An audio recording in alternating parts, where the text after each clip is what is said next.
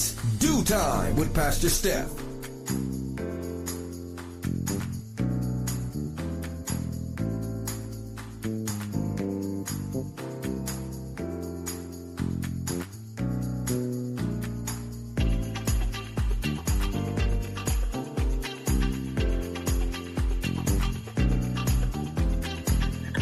Good morning, good morning, good morning. Rise and shine. You're on with this Do Time with Pastor Steph. How are you this morning? That's what I like to hear. That's what I like to hear. For this is the day the Lord has made. Let us rejoice and be glad in it. So, where were you yesterday? Yesterday was Wow Wednesday. And we started off with our girlfriend Vivian and her socially conscious segment. Well, the first thing she talked about was the nursing strike here in New York City. Nurses from Mount Sinai, Presbyterian, Montefiore, and maybe even some other places.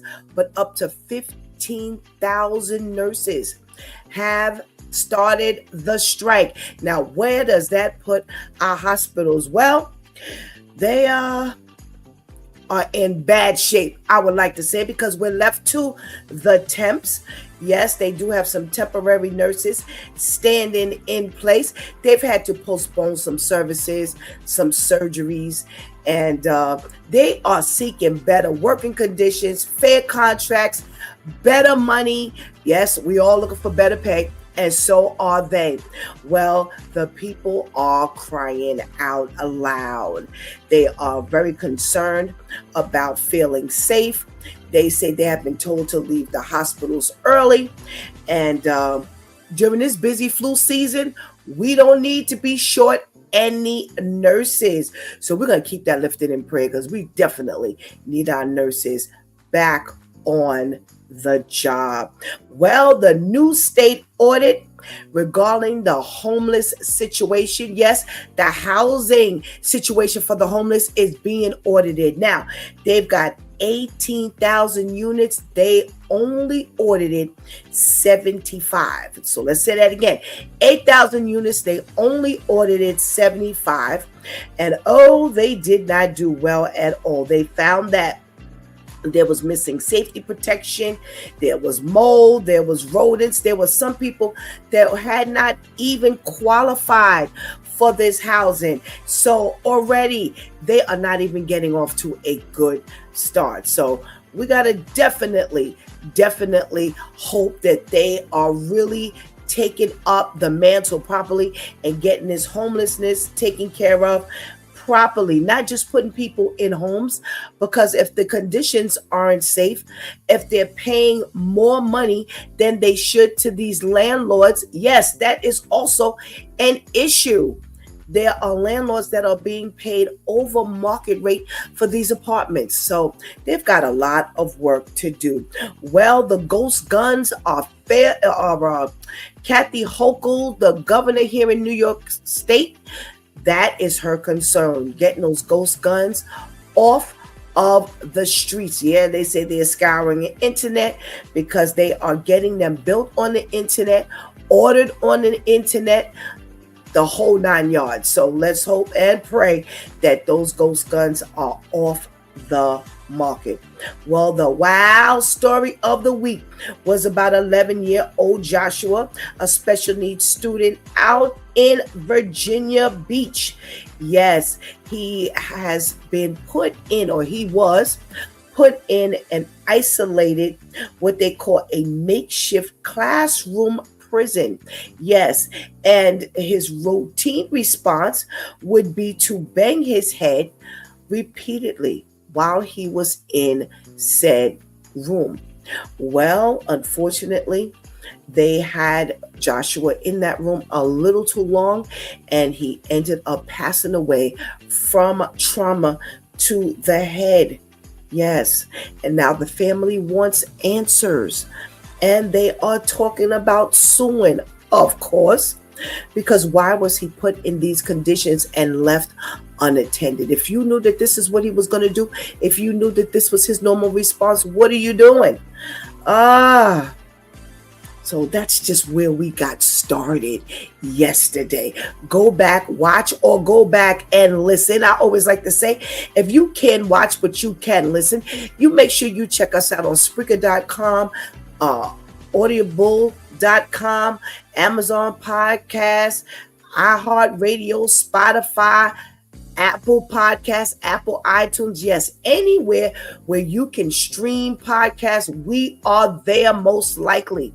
So you can definitely check us out while you're driving and all of that kind of stuff. Well, you can't look, but you can listen. Okay? All right. And I want to remind you to make sure you hit that subscribe button. Make sure you press that notification bell so that each time we load up here on a Closer Walk Christian Media Network, you will be notified. Well, today is Therapeutic Thursday, the day we talk about our health. And if you hang with me in the Due Time crew, we can get that done in any shape, form, or fashion, whether it's your physical health, mental health, emotional health, spiritual health, financial health, whichever way is coming down the pipeline. So if you are checking in, just make sure you hang out with us today, because I'm sure you will enjoy it, and make sure you participate in the chat. Okay? All right. Well, go ahead and get that healthy breakfast. Go ahead and tell somebody, anybody, everybody that it's Due Time with Pastor Steph is on. And whatever you do, don't go anywhere, because we will be right back.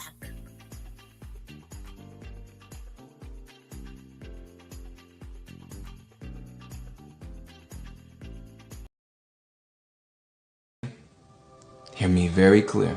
Here's what I've learned. Not everything needs an immediate reaction. It's in James chapter 1, verse 19. Everyone should be quick to listen, slow to speak, and slow to become angry. The Bible does not say don't speak. The Bible says be slow to speak. And while you're listening with understanding ears to really perceive and understand the situation, and listening to God. A lot of the stuff, a lot of the problems, a lot of the issues we're running into that's adding more weight and more pressure, unfortunately, to our lives is we are quick to react. The Bible says, listen to those who wait on the Lord, that God will renew their strength. And so here's my encouragement. As you're being slow to speak, as you're being quick to listen, waiting for God, and you're being slow to anger, watch this. Don't allow your mouth to say something you regret, but let your posture be, God, speak to me, so I can just simply respond with worship and not be moved. The Bible says be immovable, be steadfast. This is not the season to be reacting and allowing the enemy to toss you to and fro. Very dangerous. The enemy is using your emotions against you and then causing you to destroy and sabotage everything in your life. Shh. Hear me? Hear me very clear. Here's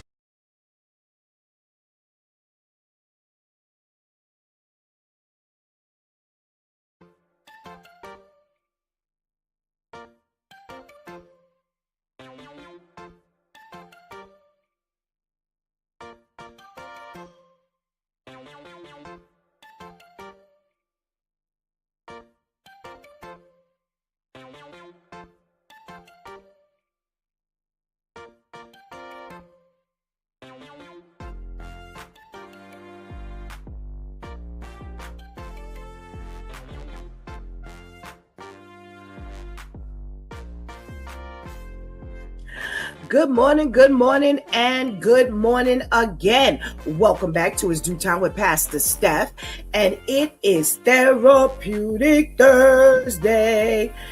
Oh, thanks for that great PSA. Slow to speak, quick to listen. Oh my goodness. The Bible crosses every single thing we actually experience. I love it. Make sure your posture is proper so that you can hear better than you opening up your mouth.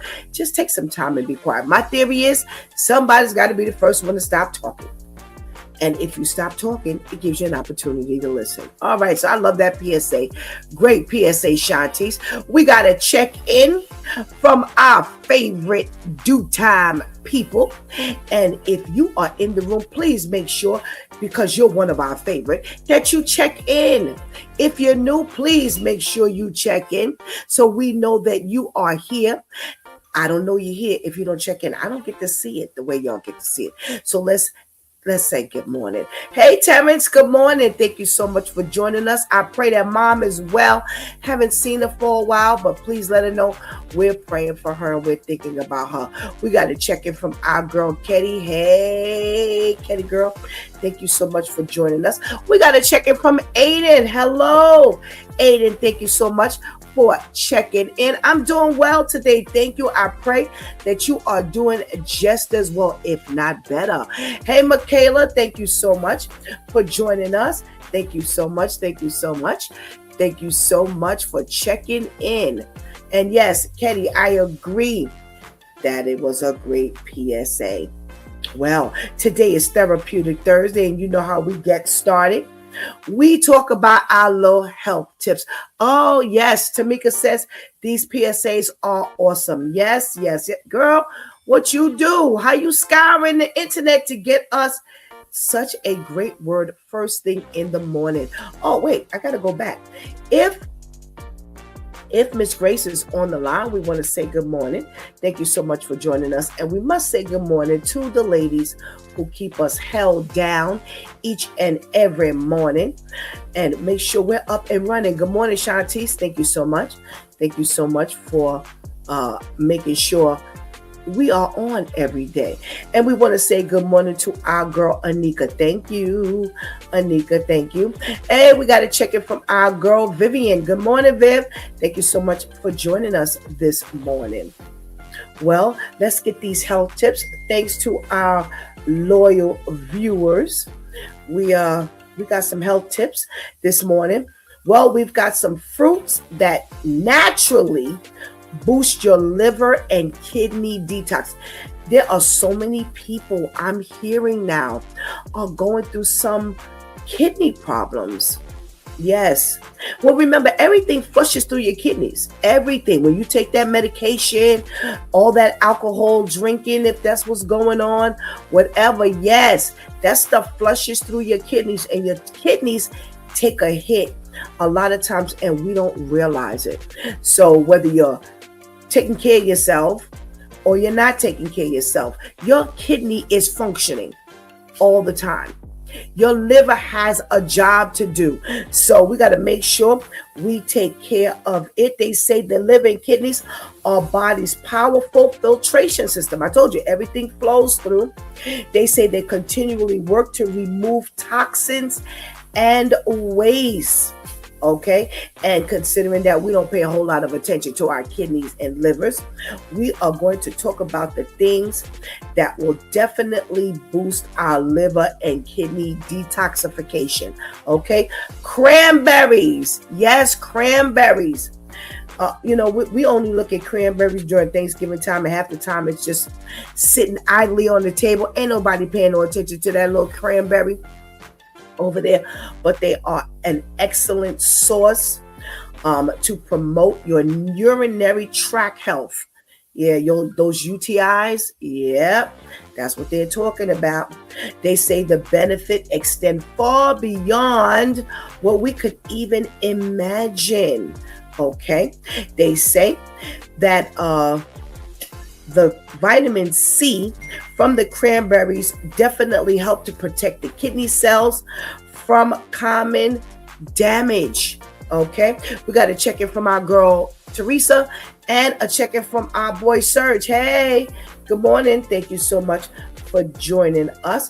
They say these little cranberries are great as a natural diuretic, which means it helps you go to the bathroom, flushing out the toxins, and definitely, there you go, definitely will help to prevent the urinary tract infections, the UTIs. Okay, so they say get those cranberries in your system as often as you can. Make sure you drink that unsweetened cranberry juice. All right. Yeah, it's kind of bitter, but hey, it helps. Lemons. Yes. A lot of what do I want to say? A lot of, oh my goodness, cultures, they drink lemon water first thing in the morning. Yeah. But they say you also got to be very careful because it can do damage to the teeth, that raw lemon water. So make sure you sip it through a straw. Okay. I've been hearing this for years, and the Asians, they are definitely big on drinking lemon water. But again, like I said, sip it through a straw to help protect your teeth.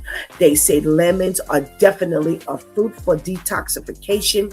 That vitamin C, they say, plays a crucial role in supporting the liver and its detoxification process. And drinking warm lemon water first thing in the morning, there you go, can stimulate bile production in the liver and help to digest so that it flushes out the waste and the toxins. Alrighty. And they said also works as a mild diuretic. So you could definitely get that going. And get that lemon water first thing in the morning with a straw. Apples. There we go. An apple a day. Remember they always said keeps the doctor away. Well, they say apples are rich in pectin, and that's a soluble fiber that binds to toxins and heavy metals, helping to remove them from the body. Okay, so they say by promoting better digestion and regular bowel movements, apples further enhance the body's ability to eliminate waste. Get those apples in your system, okay? And make sure you eat the peel. Very, very, very, very important. It is so healthy to eat that peel. Don't peel your apple. Eat them. Eat the peeling. Very good. Very healthy. Watermelon. Okay. Now they say, although it is like quite popular in the summer months, it is definitely not just a summer fruit.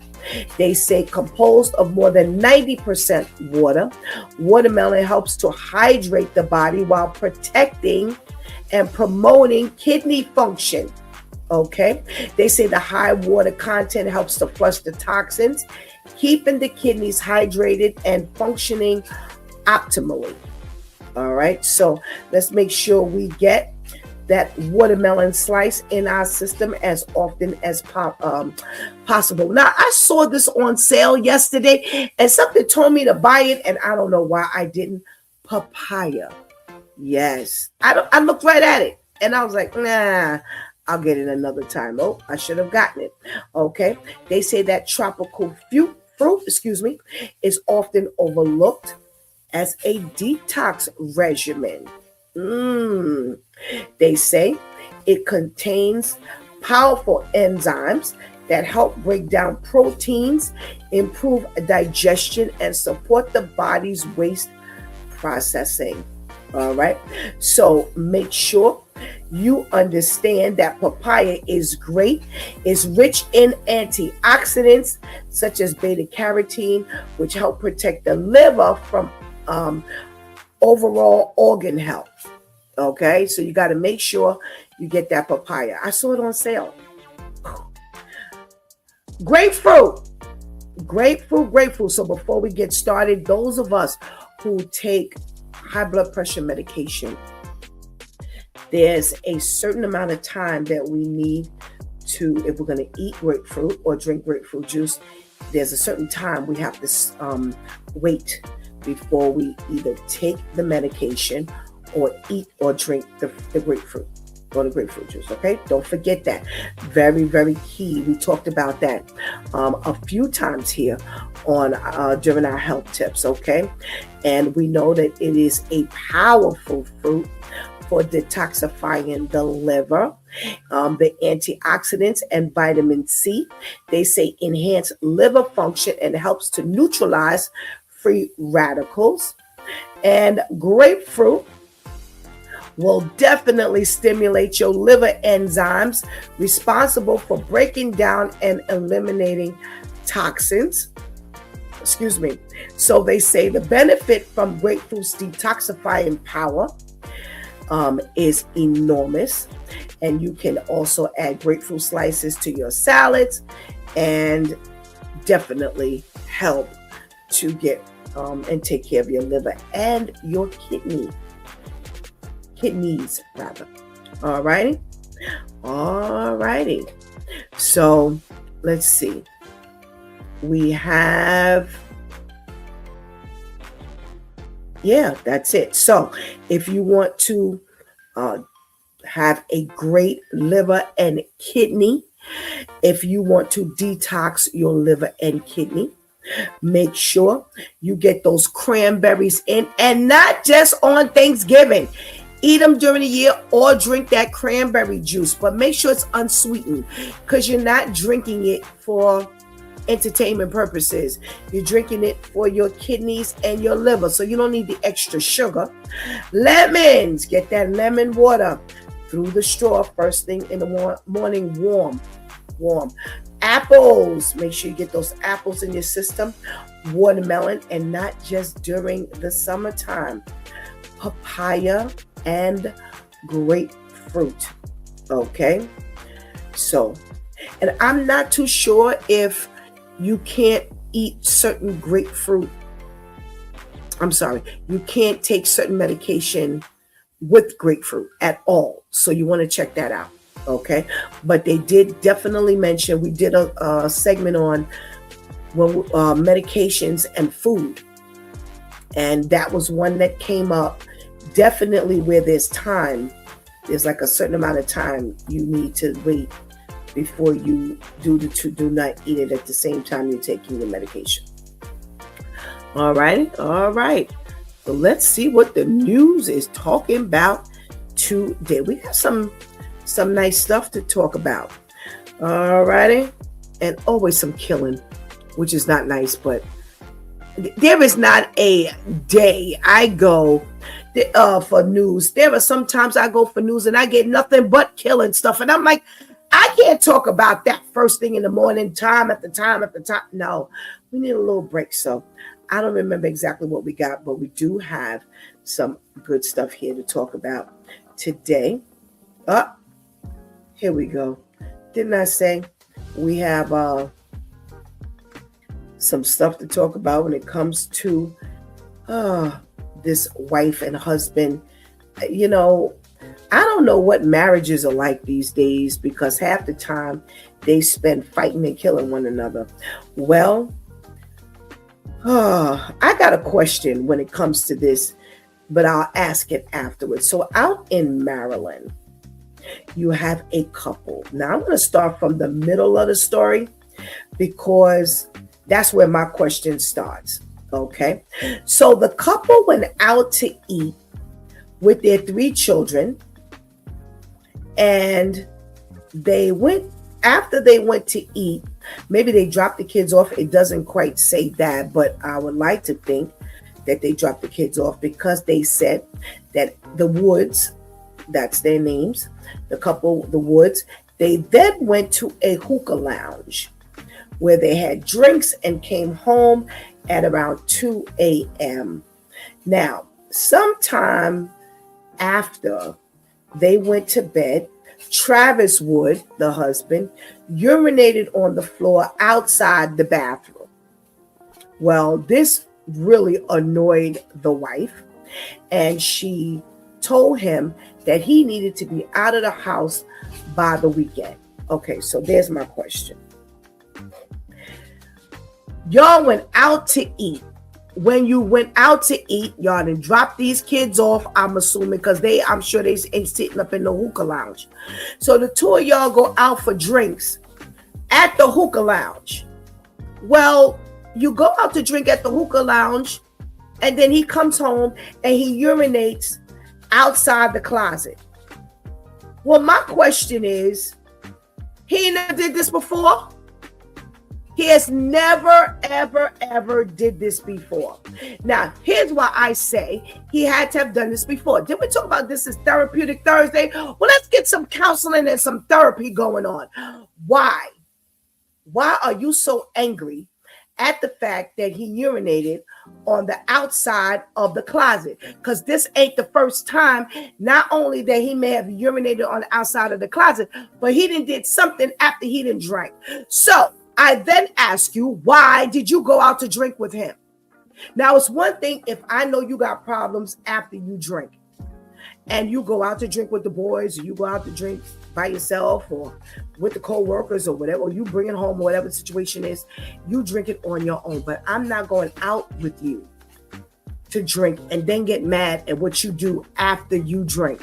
Somebody help me out. I'm just thinking, because listen, I keep telling y'all, I've seen enough of this drinking thing. And that's why Pastor Steph has never drank. What people do before they drink and what they do after they drink is what turned me off.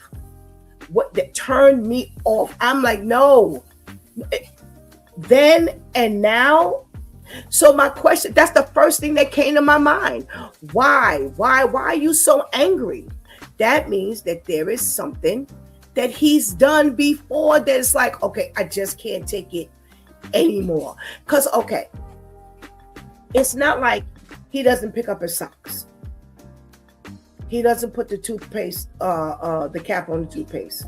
And now he drank and I can't take it no more. No. This is something that has to do with this drinking. So now he pees on the outside of the closet and you tell him, listen, you got to be going by the weekend. So now he waits for her to go to bed. And when she goes to sleep, he shoots her in the head and kills her.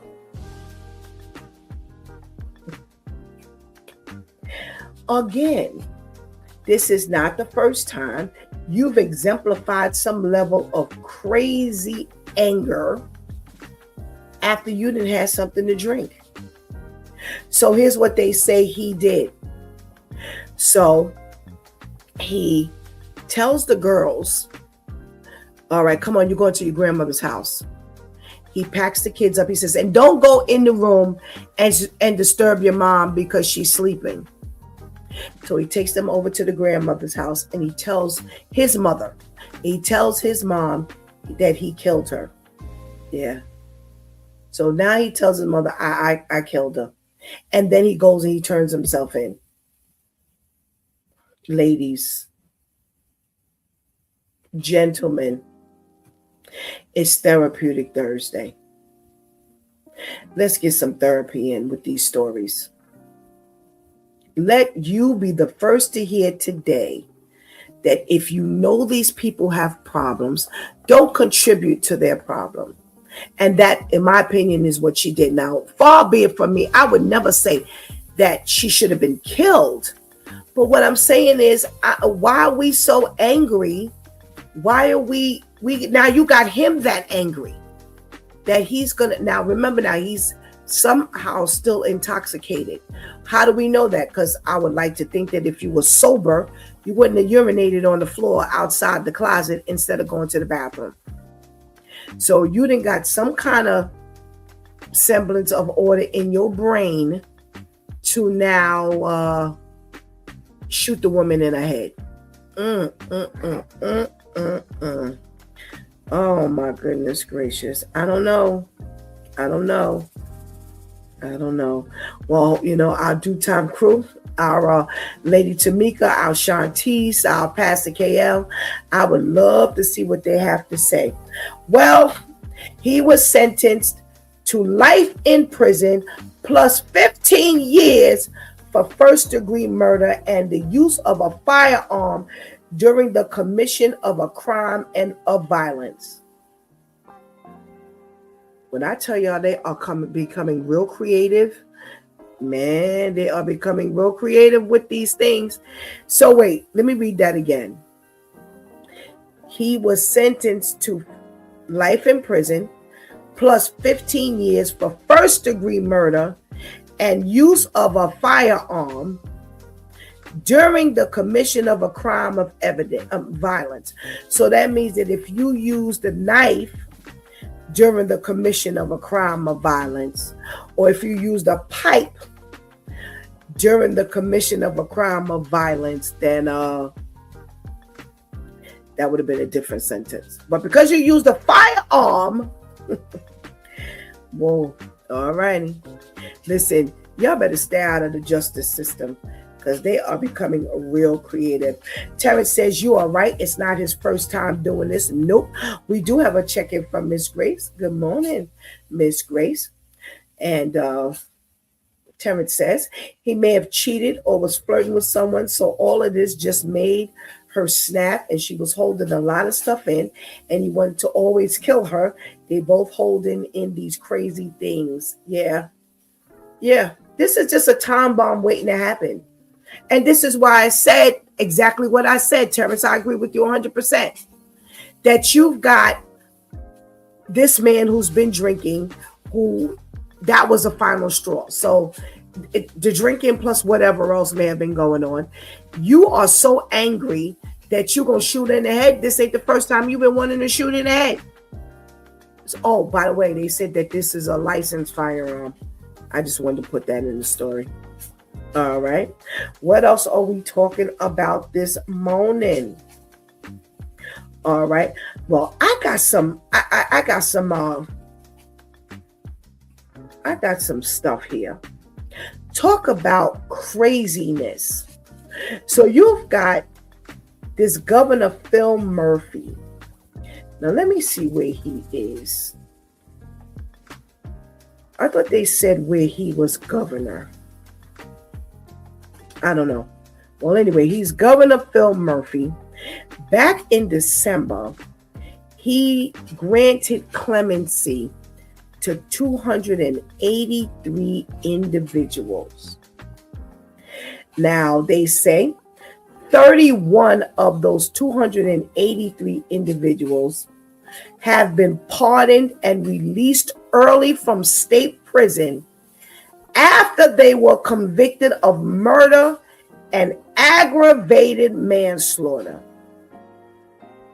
Now, after they've been released, they are all subject to 5 years of parole supervision.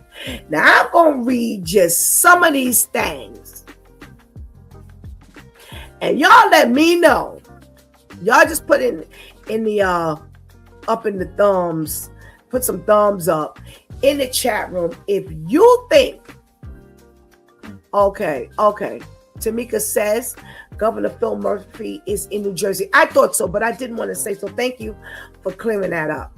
So y'all let me know if y'all think they gonna survive this 5 years post supervision. That means they were on parole for 5 years. All right, y'all ready? Now all these people have been pardoned and released from state prison early. Y'all ready? Just put the thumbs up if you think they're gonna make. It. No, let's do the opposite. If you don't think they're gonna make it, put the thumbs up. All right, y'all ready? All right. Sammy Moore, convicted of felony murder, attempted murder, robbery, 2 counts, and possession of a weapon for an unlawful purpose. He was sentenced in March of 1995, and he was given life with 40 years of parole ineligibility. That means that he would have to do them 40 years before he would even be eligible for parole. All right. If you don't think he's going to make it, make sure you put that thumbs up. They've got 5 years, 5 years. They have been pardoned. They have been released from jail. And I want to know if you think that because they said these people got 5 years of parole, if they going to make it. Hey, I got a check-in from Bethunia. I think that's how you pronounce the name. Good morning. Thank you for joining us. Sean Johnson, convicted of murder and attempted murder, sentenced in 2008 to a minimum of 51 years in prison and was eligible for parole in 2057. Do you think he's going to make it? If you don't, give me some thumbs up. Tian Fletcher, convicted of murder and weapons offenses, sentenced in 1998 to a minimum of 30 years in prison and was eligible for parole in 2027. All of these people were pardoned by Governor Murphy and released early from prison. All right. Timothy Harris, convicted of felony murder, robbery, 2 counts, conspiracy, aggravated assault, and weapons offenses, sentenced in 1993 to a term of life with 30 years parole ineligibility. If you don't think he's going to make it, give me them thumbs up.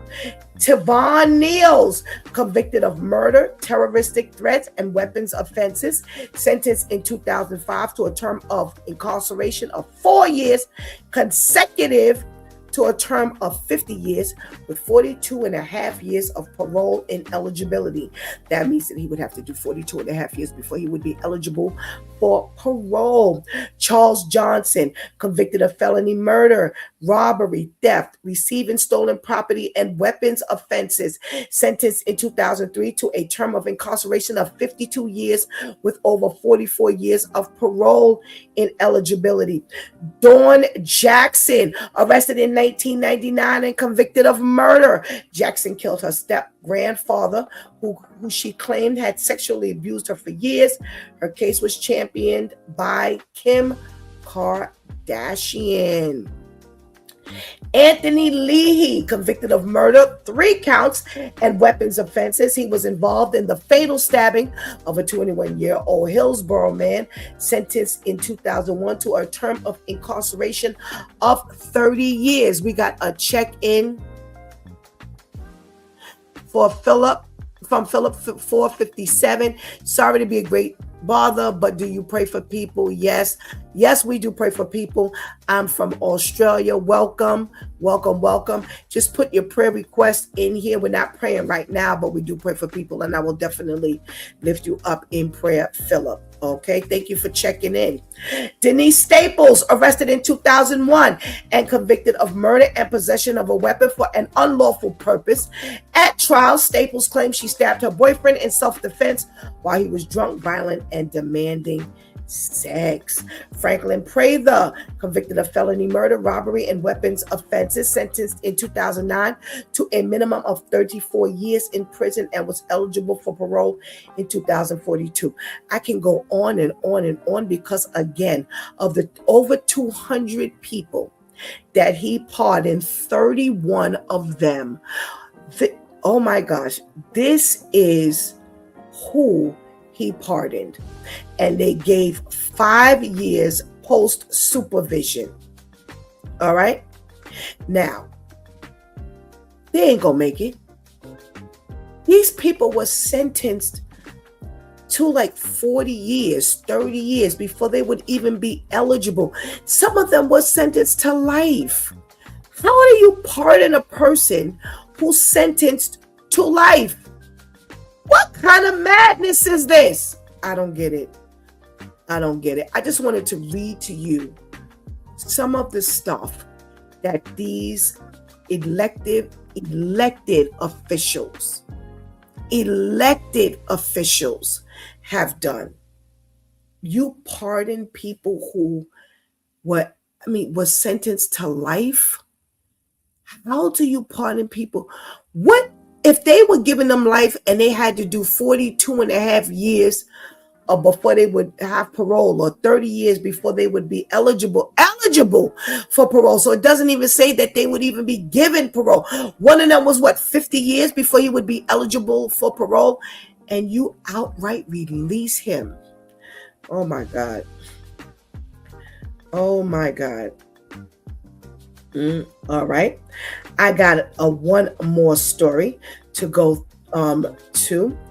Out in Virginia Beach. Yeah, Virginia Beach has shown up twice on our radar this week. Back in March of last year, they say a group of 6 white students gave a black student a bag for his birthday. Now, let me tell you, here's how the story goes. The story is they were all friends. They were all friends. And they were all going to celebrate this one black boy's birthday. So out of the whole gang, he's the only black kid in the group. So they ask him, what does he want for chicken? What does he want for chicken? What does he want for his birthday? He says to them, oh, just give me some fried chicken. That's what he says. So they get together and they put a bag together, and the bag has fried chicken, watermelon, Sour Patch Kids, grape Kool-Aid, and a birthday card with handwritten racial slurs, including Blackie Monkey, what's up my Ned, from your favorite clan. Now let me say this again, because see what I'm about to say, people may not understand, but I'm going to say it, and this is why I say it. So, it's about to be the little black boy's birthday. Now, I think they're all like 15 years old, I think. They're like 15, 16 years old. They say, hey, Steph, it's your birthday coming up. What do you want? And all my friends in this group are white. I'm the only black person in this group. So I say, just give me some fried chicken. So they put a bag together for my birthday. And when they hand it to me on my birthday, it has fried chicken, watermelon, Sour Patch Kids, grape Kool-Aid, and a birthday card with handwritten racial slurs. So that probably means, you know, you get that birthday card and everybody signs the birthday card. Well, they all signed the birthday card, and some of the racial slurs included Blackie Monkey, what's up my Ned, and from your favorite clan. So here's the problem. So somebody was standing in the vicinity of the group when they handed him the bag. He says, the witness says that he said, like, you got to be kidding me. You got to be kidding me. And yeah, they were ninth graders. So they're about 14 years old. Yeah, they're about 14 years old. So one of the witnesses say that he was like, really? Okay. I don't think this, you got to be kidding me. Yeah. And they said he did not seem very happy. They say that the witness said what they handed me in this bag was black people food. That's pretty racist. That's what the witness said he said. Well, the word got back to the school authorities, and they suspended all of the children who gave this bag to this student because they said that this was racial and bullying, and they do not tolerate it. So they suspended them. The parents of those who were suspended are now suing the school because they said they gave their friend a birthday gift, and in hindsight, was it the smartest thing to do? No, but these are ninth graders, and ninth graders don't make the best judgment. So context matters. They are very upset because they say it was an ill-advised joke amongst friends, and that the alleged victim had asked his friends for fried chicken for his birthday and said he thought the card was funny. And they don't agree, that he was against this because he understood that they were just playing. Now, they're saying that they shouldn't have been brought out to the town square and castigated in front of the entire community. You don't do that to children. It ruins their lives. That's the stance they're taking. I'm trying to find if there were some other statements and comments, because I remember reading something else. But they're angry because their children have been suspended. This has gotten all the way to the news in Virginia Beach. And now they are really upset because the community leaders have gotten their hands on this. Yeah. All right. Before I go to my due time crew to see how they weigh in, because I ain't saying a word.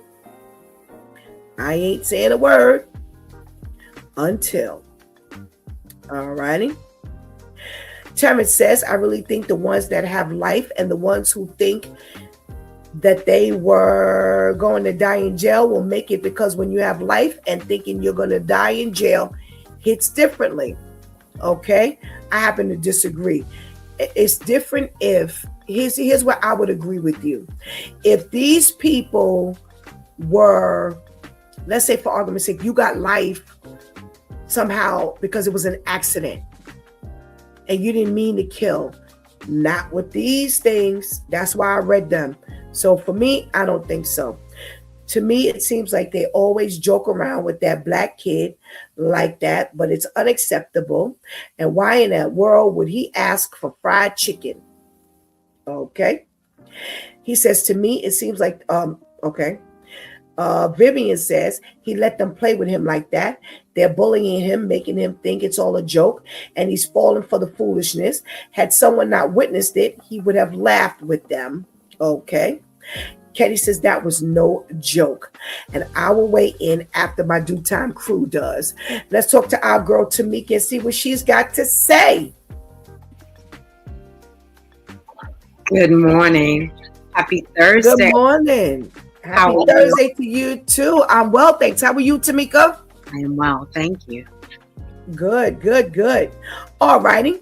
So we're talking about Governor Murphy, who has pardoned and released prisoners such as Sean Johnson, convicted of murder and attempted murder, sentenced in 2008 to a minimum of 51 years in prison and was eligible in 2057. Sammy Moore, who was convicted of felony murder, attempted murder, robbery, 2 counts, and possession of a weapon for an unlawful purpose, sentenced in March of 1995.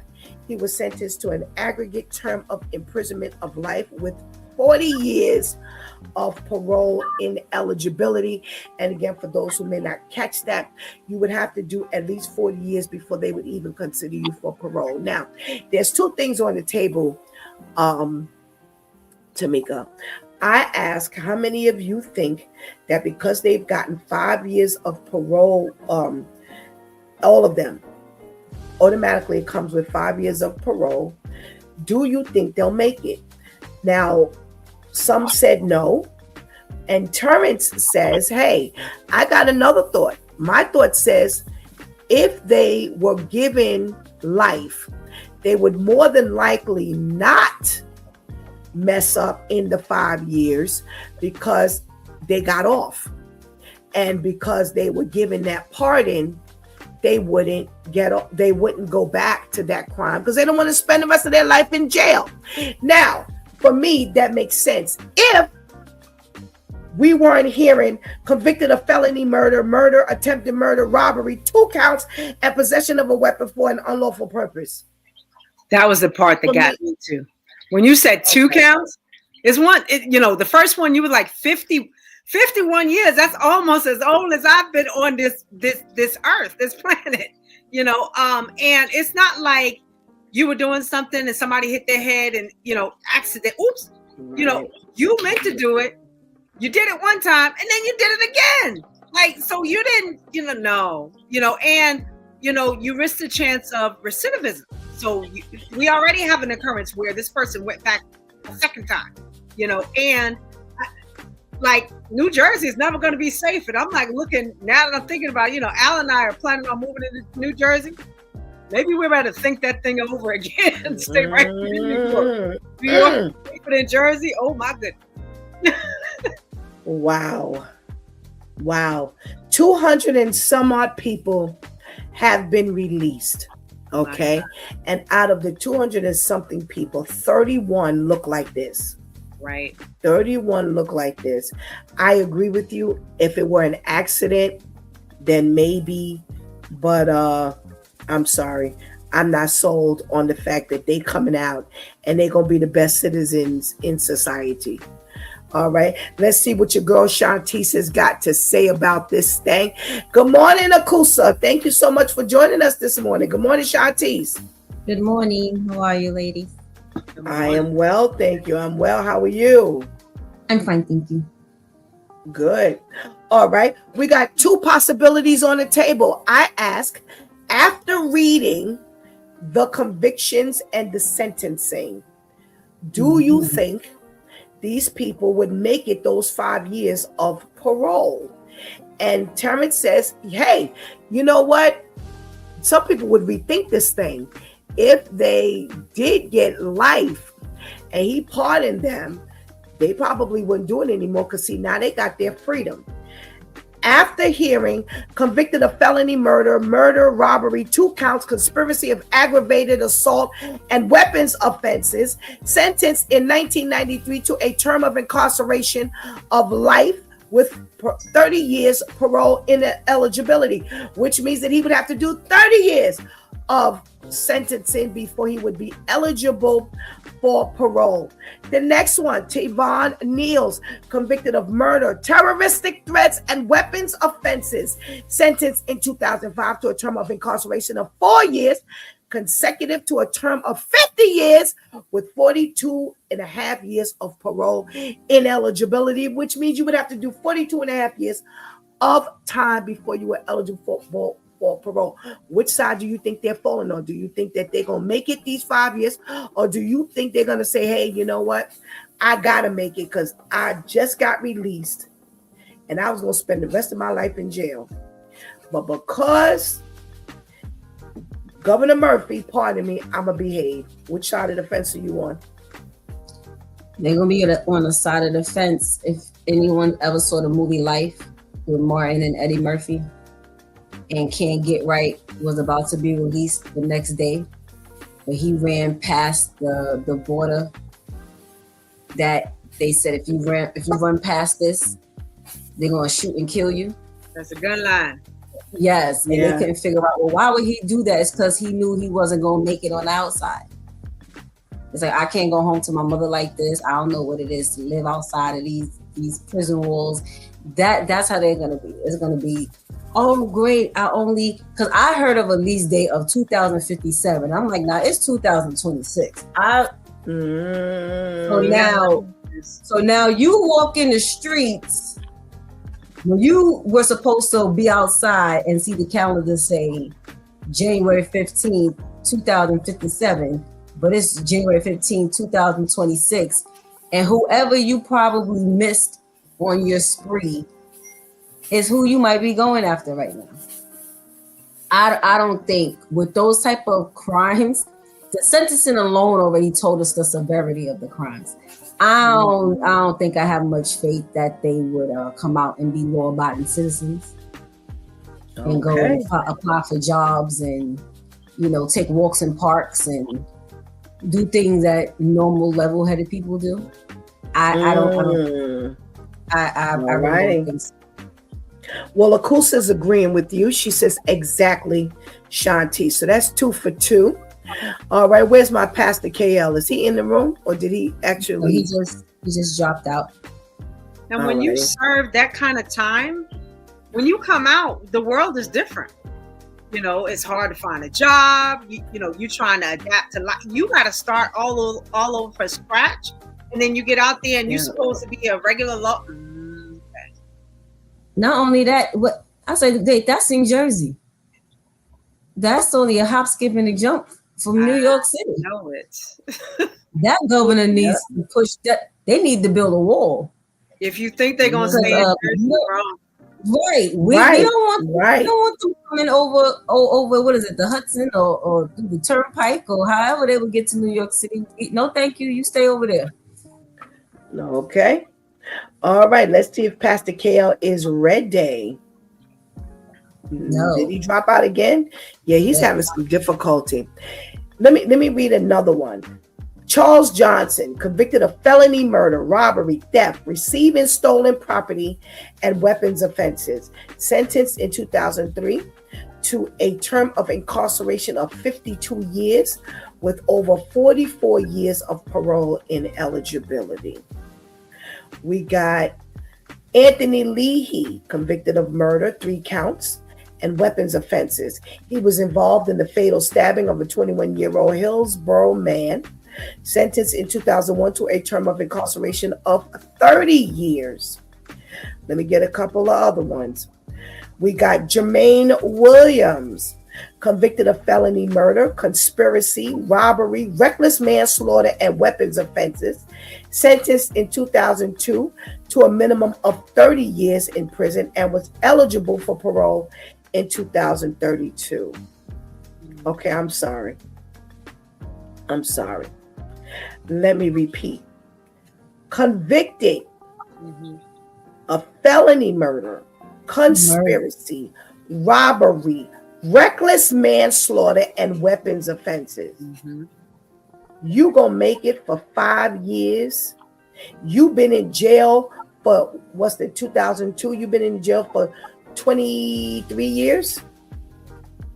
Been in jail for 23 years. But you gonna come out and make it for 5 minutes? Where's Pastor KL? Let's see what he's got to say. Good morning, Pastor KL. Did he speak? Can you hear me?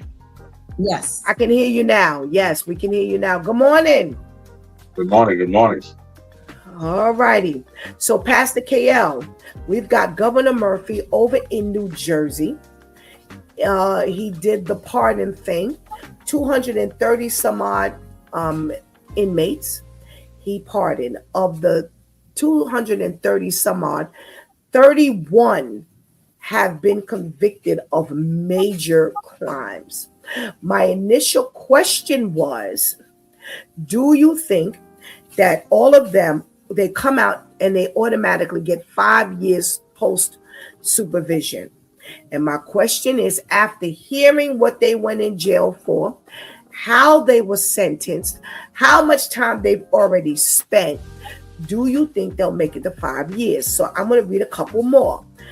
Franklin Prather, convicted of felony murder, robbery, and weapons offenses, sentenced in 2009 to a minimum of 34 years in prison and was eligible for parole in 2042.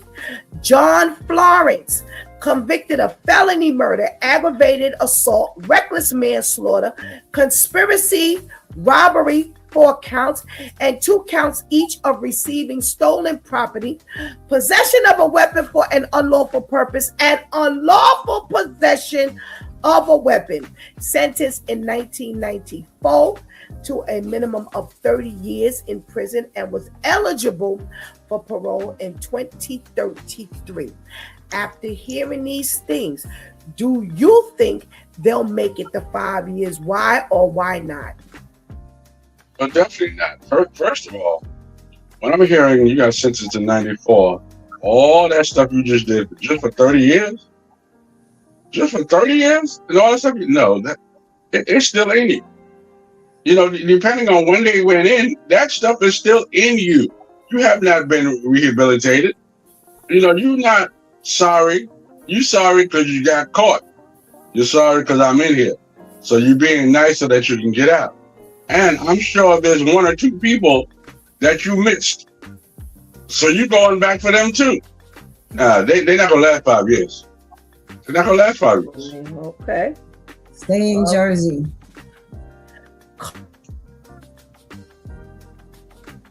Freeman, What'd you say, Shati? convicted of felony murder and attempted robbery, sentenced in 2007 for term. I'll continue reading. Convicted of felony murder and attempted robbery, sentenced in 2007 to a term of incarceration of 30 years with 30 years parole ineligibility. She admitted to luring a man to rob him, and he was stabbed 24 times. Lamar Alford, convicted of felony murder, conspiracy, robbery, and weapons charges. Court documents said Alford shot a drug dealer who owed him money, sentenced in 2007 to a minimum of 63 years in prison, and was eligible for parole in 2075. There are no more drug dealers out here to rob, and no more drug dealers gonna owe you money. Oh my God! 2075 is 2026. He was sentenced to a minimum of 63 years, and you let him out. So how do his family feel hearing? Oh my God! These are the people who he pardoned. That's why I just had to keep reading. Hey, we got to check in from Miss Herlima. Good morning. Thank you so much for joining us. Miss Herlima says, and they are all going to be ICE agents. Oh, you know what, Miss Herlima? What's the percentage of us getting pardoned, though? That's what I like to know. And maybe what's that's the percentage of us? We could have been sentenced for 30 days, and we would have got time added. Right. That would have been our gift. We would have got time added while they. My question is, how do the families feel about hearing that you releasing the people who done killed their loved ones? Here, you got this woman who they say she admitted to luring a man to rob him and was stabbed 24 times, and you let her walk. Right. You let her walk. You pardon her. Based on what? Based on what? I don't care whether they were white, black, he didn't actually do the stabbing. That's what it was. Based on no, he didn't actually do the stabbing. The one who's done the conspiring more. They've been giving them more of the time, because if it wasn't for them putting the plan together, the crime would have never been executed. 30 years, and she wasn't eligible for parole until 30 years. But you now gave her parole from 2007 up until 2024. So in 2025, she walks. These people are not going to make it. I am not sold that they're going to make it. These are some very heinous crimes. These are intentional. These are deliberate. They're not going to make it. I would never be sold that they're going to make it. Mr. Lima says they want to start a civil war, and some of these families are going to retaliate. Yes. This ain't going to go well. 31 people that look like this. And can I tell you, every single one of them are black. No surprise. Every single one of them are black. No, here's where my thought goes. Let all the black people out who you know are going to draw attention to the cops, and let them kill them. Let them kill them. It's a setup. Not only that, let them come to our neighborhood so they can kill us. They don't want us here anyway. So, release them so that when they get into the black neighborhood, there's less of them that we got to deal with anyway. Yep. Self-destruction. Listen to this. Malika Jones, convicted of aggravated manslaughter and possession of a weapon for an unlawful purpose, sentenced in 2024 to a minimum of 8 years in prison, and was eligible for parole in 2032. Prosecutors said Jones, a then 22-year-old Bernard college student, stabbed her mother to death at their Rahway home in 2020. She was just sentenced in 24, and he paroled her in 2024. He pardoned her in 2024. Lord have mercy. You knew she was Malika Jones. Yeah, Malika Jones. Out. Myrna Diaz, arrested in 2006 and convicted of murder, robbery, burglary, credit card theft, and weapons offenses. Diaz was convicted for her role in the horrific beating death of her boyfriend, who had been tied up and left for dead at his mechanic shop. They are releasing these people so that they can be killed. They can be killed. Well, like Lady All Tamika right. said, so you can go kill because you help set someone else up and they end up dying. Yeah. You know how to make friends, so now you come out and now you know how to be a peacemaker and how to make friends. No. And we've already seen someone who served time for I don't know how long and then got out. His people found out that he was out and he died. They killed him. Yeah. So who was that? Alpo? Crazy. All right. Let's switch gear and go over to Virginia Beach, where you have these 9th graders. I'm keeping my thoughts to myself. So you got a group of friends, all white with one black person in the group. It's about to be his birthday. And they ask him, what do you want for your birthday? He said, "I'll just give me some fried chicken." So they get together. They give him a bag with fried chicken, watermelon, Sour Patch Kids, grape Kool-Aid, and a birthday card with handwritten racial slurs, including Blackie Monkey, "What's up, my nigga," and "from your favorite clan." Word got out that when he got the bag, he was not happy and that he was offended. And the school said, "We do not tolerate racism, racist behavior, or bullying." And they don't care how much friends they supposed to be. They consider this bullying. So they ended up suspending these kids. Well, word got out to the community leaders, to the newspapers, and needless to say, the kids were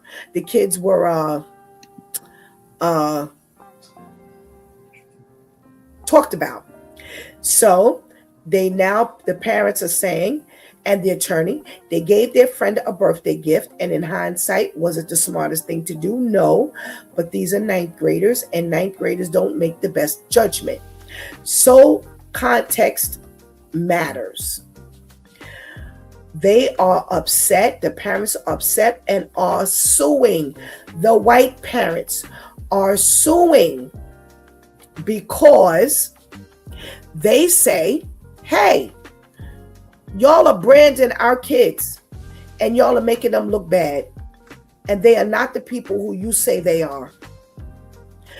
We're going to give this to you first, Tamika. just don't understand this foolishness. Time and time again, when it's, the other side of the fence doing stuff to us, we're supposed to excuse, this type of behavior, and, okay, fine. You said, just give me, some fried chicken. Okay, that's nice. But all of those different things, watermelon, and all of the other products. Grape Kool-Aid. Yeah, grape Kool-Aid. I remember back in the day, that's what they said that we drink. I don't really care particularly for grape Kool-Aid. We got black people that don't really like chicken. Everybody doesn't like chicken. And for you to do that, and then from your favorite clan, is it C for clan or K for clan? Not really sure. Even K. It's K. See, that's what I wanted to know. So you clearly, this wasn't an accident, because sometimes you can say clan, my people, but no, you use the K. So that made it very, very clear. What's up, my Nick? You and I don't talk like that. Why did you think that was okay? So you clearly intentionally meant to do this. This wasn't an accident, you know. And then when, you know, it's found out at the school, now you want to sue because your child was a part of this foolishness and fiasco. And I'm just so tired of these things being excused. Now, if it was the other table, if it was on the other side of the fence, not only would he be suspended, he would be completely expelled from school for something like that. You know, and it just makes me, it annoys me to the degree that I can't even, I'm at the highest plasticity because y'all just keep excusing this foolishness. We got a check-in from Adele. Good morning, Adele. Thank you so much for joining us. Shantice, they say that the parents say the fact of the matter is after we spoke to everybody, the group contend that they were all friends consisting of various races, that the incident was a joke towards a close friend, and the gift recipient received the gift as a joke and a friendly gift. How y'all know? No, no. They said after they spoke to all the parties, this is what was said. How you know? I could tell you anything. I could tell you what sounds good so I can get up out of this.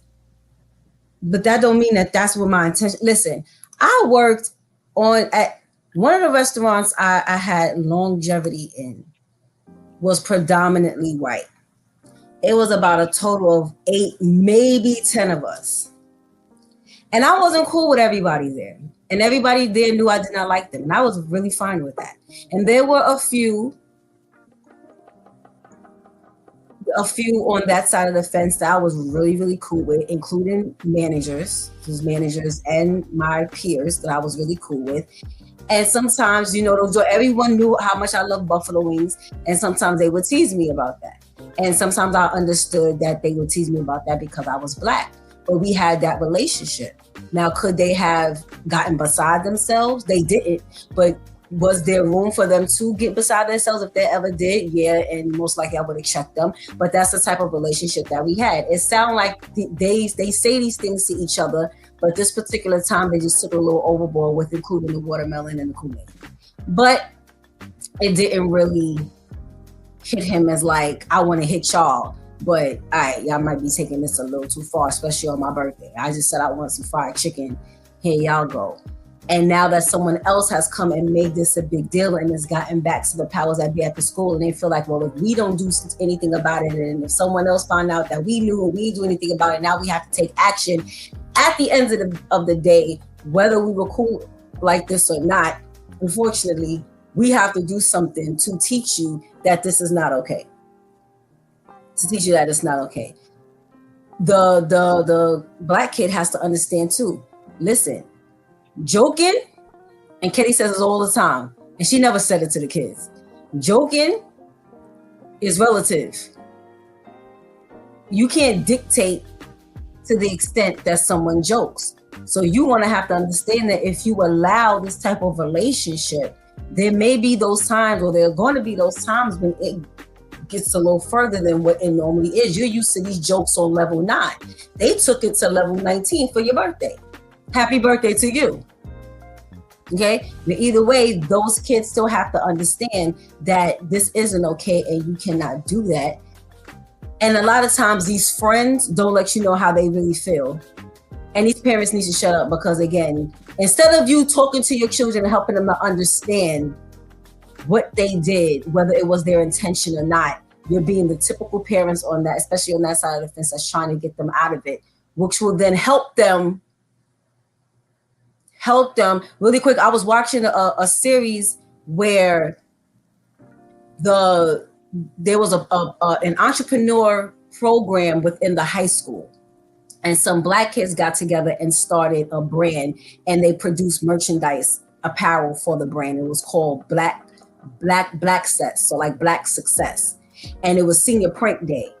And then they had some white kids come with White Success t-shirts. So theirs were white and the original brand was black. and one of them in the group was really cool with the black kids. So the black kids says to the one that they were really cool with, like, yo, that's not a joke. Like, we understand the senior prank day, but no. So he said, okay, I'm sorry, we didn't mean to offend. So they all took off their hoodies with the exception of one. And he was really standing there with the attitude, like, I don't understand why I can't wear this. Like, they can have black success, but why can't we walk around with white success? And they were like, are you kidding me? Like what's going on? See, you have to, everyone has to understand what's being done. But these parents who keep trying to get their kids out of having to pay in any way, these are the ones that get sentenced to 2057 and then get pardoned. And now you wondering if they're going to make it in 5 years. Because you're not teaching them. Yep. Absolutely. We have Adele. Kids do silly and mean things and think that is funny. The parents need to stop because we all know kids act differently when not around their parents. Tamika says there is truth in jokes. Pastor KL, let me reread this here. The handwritten note in the bag said, Blackie Monkey, what's up, my nigga? And from your favorite clan. This is a joke, they say. We were just playing. This is just a prank and a joke between close friends. No, ma'am. No, ma'am. No, ma'am. No, ma'am. No, ma'am. First of all, you've just exposed who you are and who your family is. You know, and that's why the parents are upset, because they can no longer hide behind the sheets. Now they're exposed because your children are a product of you. You know, these things that I learned from home. You know, monkey and all this stuff. First of all, I don't know any of us who have any white friends who's okay with them saying, "What's up, my nigga?" I don't know any of those. I don't care whether it was in the 9th grade or up to now. There's too many people on our side who wish somebody would make that mistake. Just wish. So I don't think that was a comfortable statement where, you know, we say it all the time. No. Third of all, I'm not hanging around 6 light-skinned folks. We don't have that much in common. There you go. Now we don't have that much in common. Okay, listen, I'm gonna stop you right there because now you have sealed that we came from the first era. Remember, I kept saying there's something that already that's got me rubbing me wrong. Go ahead. Mm-hmm. I just had to stick that pin in there. You know, I'm not doing the raisins and the potato salad. You know, we don't even eat alike. You know, we don't even eat alike. You know, fourth of all, if you ask me what I want for my birthday, I'm not saying fried chicken.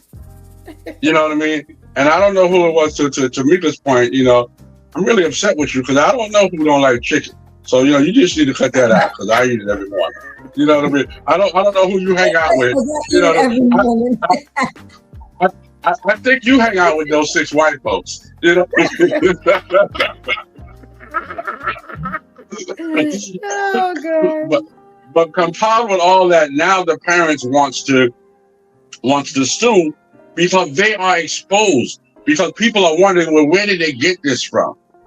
This is not a school event, you know, where we're walking around saying monkey, monkey, monkey. That's not a school. That's not a peer event. That's something from the house that you learn from the house. You know, racism is learned from home. You know, I tell y'all all the time, I couldn't bring anything other than black woman into my house. My father was not playing that. He didn't want no Puerto Rican. He didn't want nobody light skinned. You know what I mean? And if you was too light, he said you wasn't black. You know, so no, this is something I learned from home. So yeah, I don't know. They're just being exposed. So I said I was keeping my comments to myself. The first problem I have is when I'm looking at TV and I see this group of kids and they got all these people from the other side of the fence and you the only spot in the group. So friend.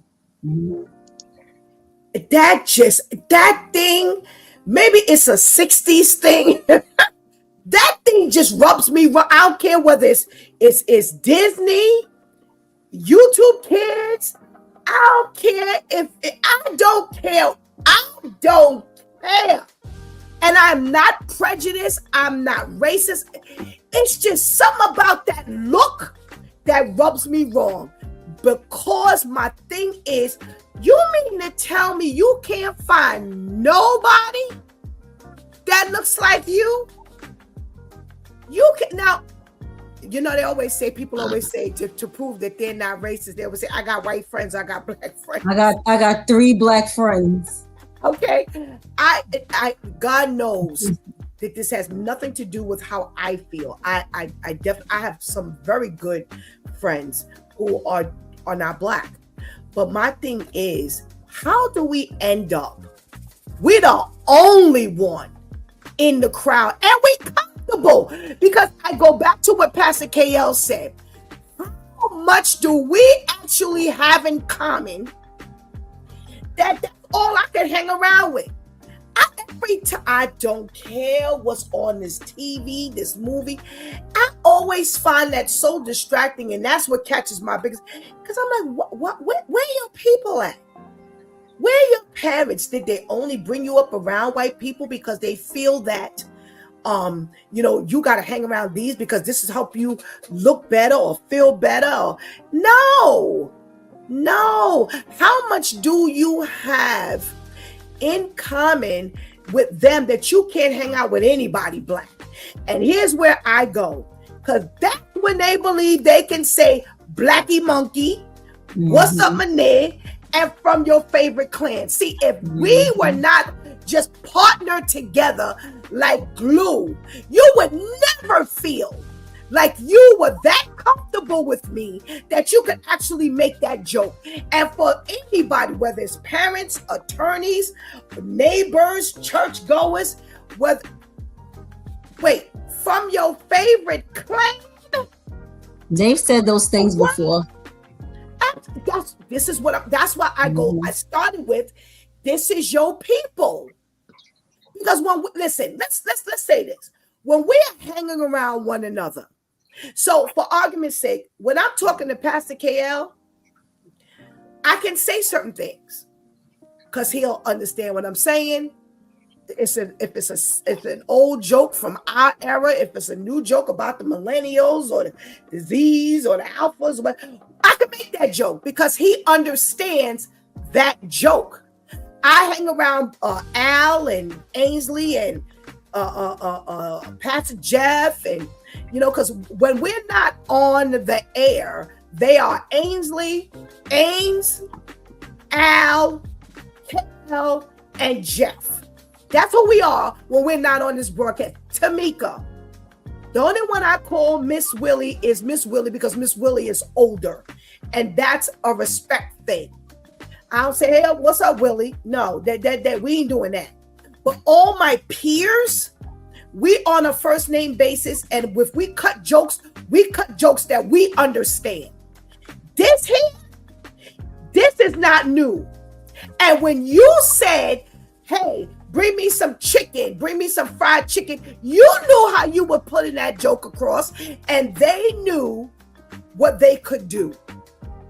And they expected you to take it as a joke. Now, whether you took it as a joke or not is something different, because the witness says that when they saw, as a bystander, when they saw him open up the bag, he was not happy, and he made a comment expressing that he wasn't happy.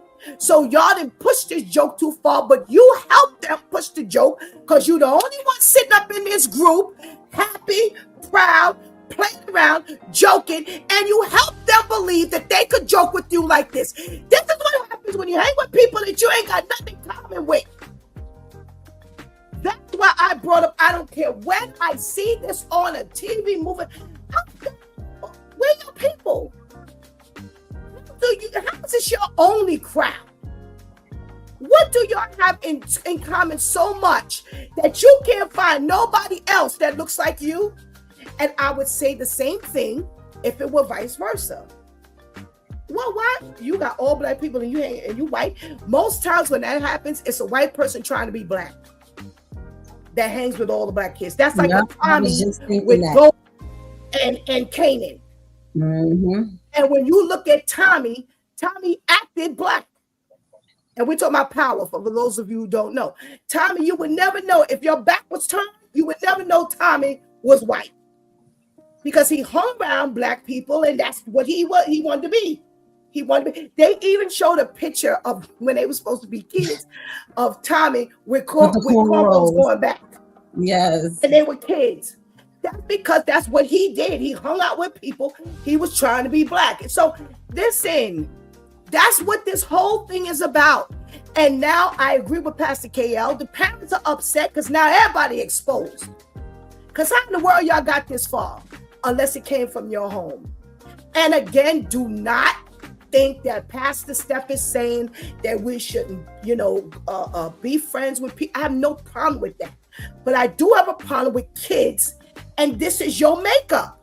Because my question is, where's your identity? Because this is what their identity is. Oh, this just shows that this is what their identity is. Mm-hmm. Their identity is Blackie Monkey.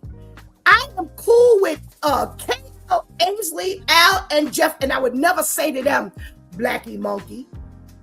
I would never say that to them because I understand what that means to people in our era. Maybe y'all younger people might say that to one another and y'all joke, but I wouldn't joke like that with them because I understand on this side. This is what that's the point I'm trying to make. Mm-hmm. We know us. We know what barriers to cross, and we know what barriers not to cross. Mm-hmm. But yet, when you infuse yourself like this, you open yourself up to this. Mm-hmm. You sure ain't up in that group talking about, hey, my clan. You ain't up in there saying that. You ain't up in there saying, hey, crackers. Hey, honkies. You ain't saying that. You're not saying that to them, but you have helped them understand that they can make this joke with you. And when you doing that, oh, just bring me fried chicken. This is what you get. This is what you get by all means. Yo, that thing there, when I read, I'm like, okay, well, what did you expect? You hang out as Pastor Gill says, you the raisin in the potato salad. Yo, you stupid. Y'all think that this is nothing. And this is what happens. And this is what I want to touch on. Pastor KL consistently talks of the generation gap. It says these are the millennials and this is how you think. And we are the older generation, because I ain't call myself no dinosaur. We're the older generation. I ain't going there. But my thing is, the younger group does not understand. They don't understand that this is just not the thing to do. And I'll start with you, Tamika. I'm sorry, I missed the question. Sorry. Do you agree? I was saying the attorney says, well, this is just what ninth graders do. These are ninth graders. This is what ninth graders do. They don't think. When you're a ninth grader, you don't think. I contend something different. I contend that this is a generational thing. Because in ninth grade, we didn't do this. But now we're finding that these kids are crossing a lot of lines we didn't cross. They're going in a lot of areas we didn't cross. Hold on. Make that comment. I didn't realize we have some comments here. Adele says, we have, right, Pastor KL, we have nothing in common with them. I'm the same. My kids can't bring something other than black into my house, not Spanish, not nothing. I'm sorry. Taught in the home is right. And she says, right, Pastor Steph, we love all people, but nope. Now, I didn't have, just for the record, I didn't have that rule. For my girls, my thing was, whoever you bring in here, they just better be right. I don't care if they blue. They better be right. Bring an alien up in here, he better treat you right. He better do right. He better be able to pull up some carpet, paint some walls, lay some tile. He better be able to do something. Because they ain't coming up in here looking at me. They want to get next to you, they're going to have to do something up in this house. Other than that, there was no other criteria. Okay, I'm not saying anything about anyone who had it. That wasn't my thing. But Brian, here go Brian. Hey Brian, where you been? Brian says I don't have. Brian says I don't have any kids, but you gonna think when I pull this belt off, okay? I think Brian likes to be controversial. But welcome, Brian. Thank you for joining us today. So I contend that this is a new thing. This is a new thing for these new generations, that they get themselves involved and do things that we would just never think to do. Do you agree or don't you agree? Okay. So I do agree, and I remember when things started to shift, and I want to throw something else in the ring a little bit as well.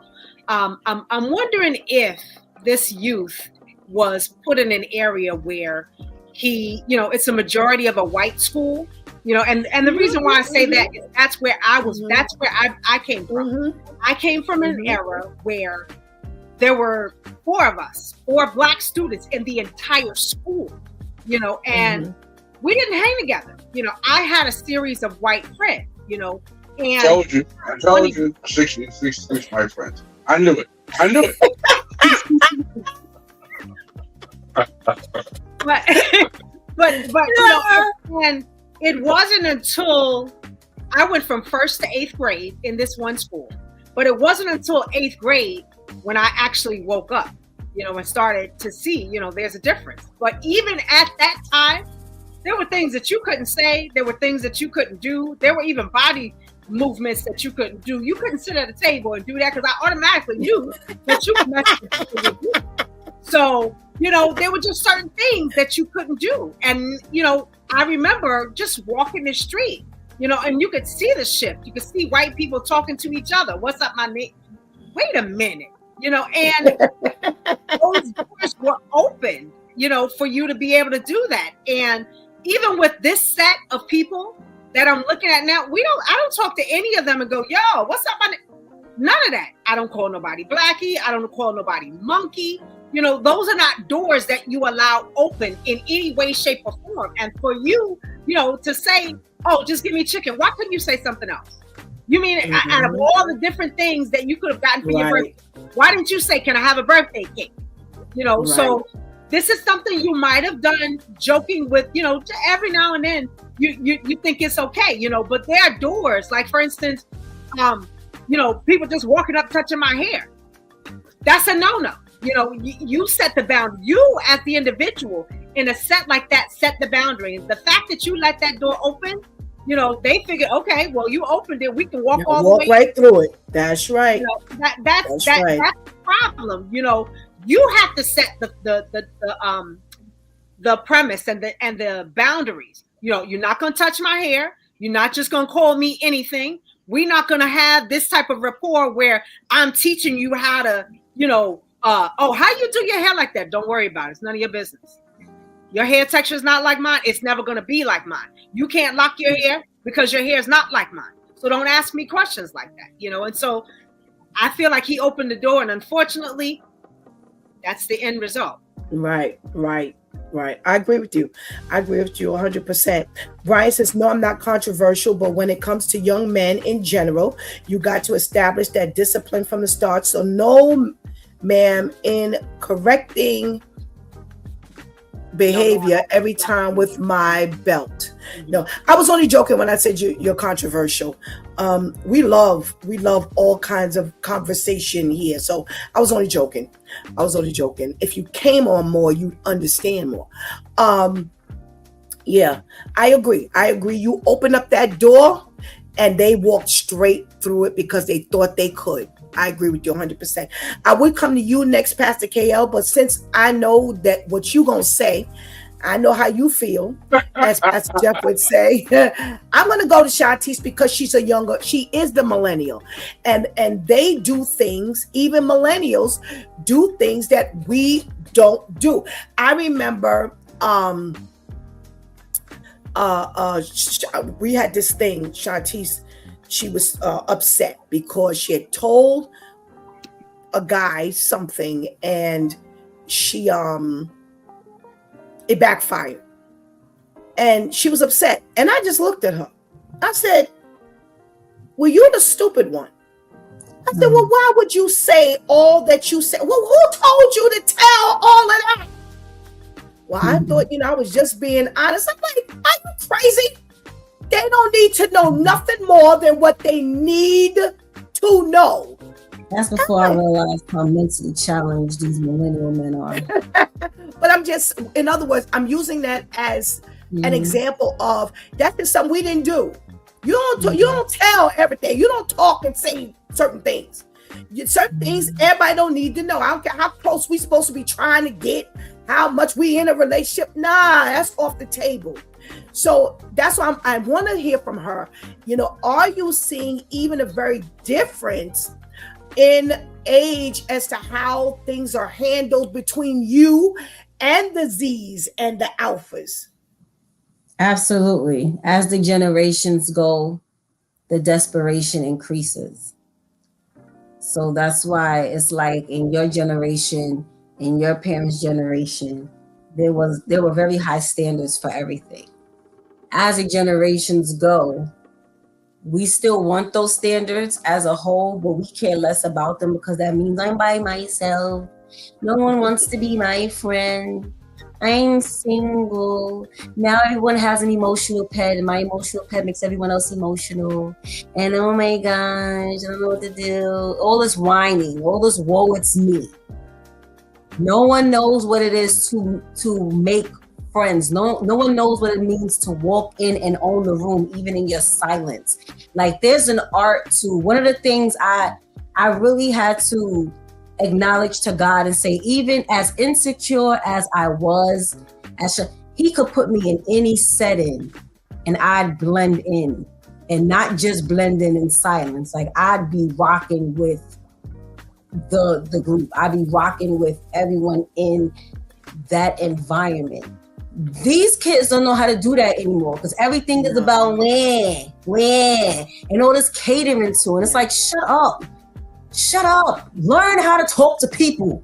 There'll be less pets in the airport if everyone learned how to talk to their neighbor. I don't understand how everybody go to church and they say, look to your neighbor and say neighbor, but don't nobody know how to turn to the left or the right and talk. And the grocery store. I'm about to say, you can't go to the corner store, the grocery store without seeing pets because don't nobody know how to talk. If they could have pets at the checkout line, bagging and ringing up the stuff, they would. Because don't nobody know how to talk to people anymore. It's disgusting. And that's why it seems like the standards and everything has plummeted, and there's this big difference. Going to school, and again, I was a very insecure, I got bullied in school. I got all that. When you walked up, you see how like you see it in the TV shows, in the movies, they walk in the let's say the cafeteria, and the whoever the main character is surveying the cafeteria like this is the cool kids table. That's the nerd table. Right. That's the Indian table. That's the black only table. Those the bullies. Those the be bullied. Don't like you never before, like you would never look over as a black kid. And again, it's no shade, but we talking as a black kid and say, the white table. That's where I'll sit. What? Why? And again, it doesn't mean that you wouldn't rock with them, like it doesn't mean that. But that's not where you would end up. You would sooner sit in a staircase by yourself with your tray and eat. But because there's so much desperation going on, and I thought the same thing when Pastor Steph, you said if anything, you would always see that one white kid with the blacks. And I mean, we all know why that is, because our culture is just so dope. But again, it's no shade. Listen, it is what it is. They love it. They love it. They love us. And when you're not ignorant, we love, everybody loves. It's just, that's not something that we would do. But again, because there's just so much desperation now, you would just, like I said, I worked on a job where it was all of them. And I would never forget, we did I told Pastor Steph, we did a grab bag one year. And everyone who I went to wanted to know who was on the list.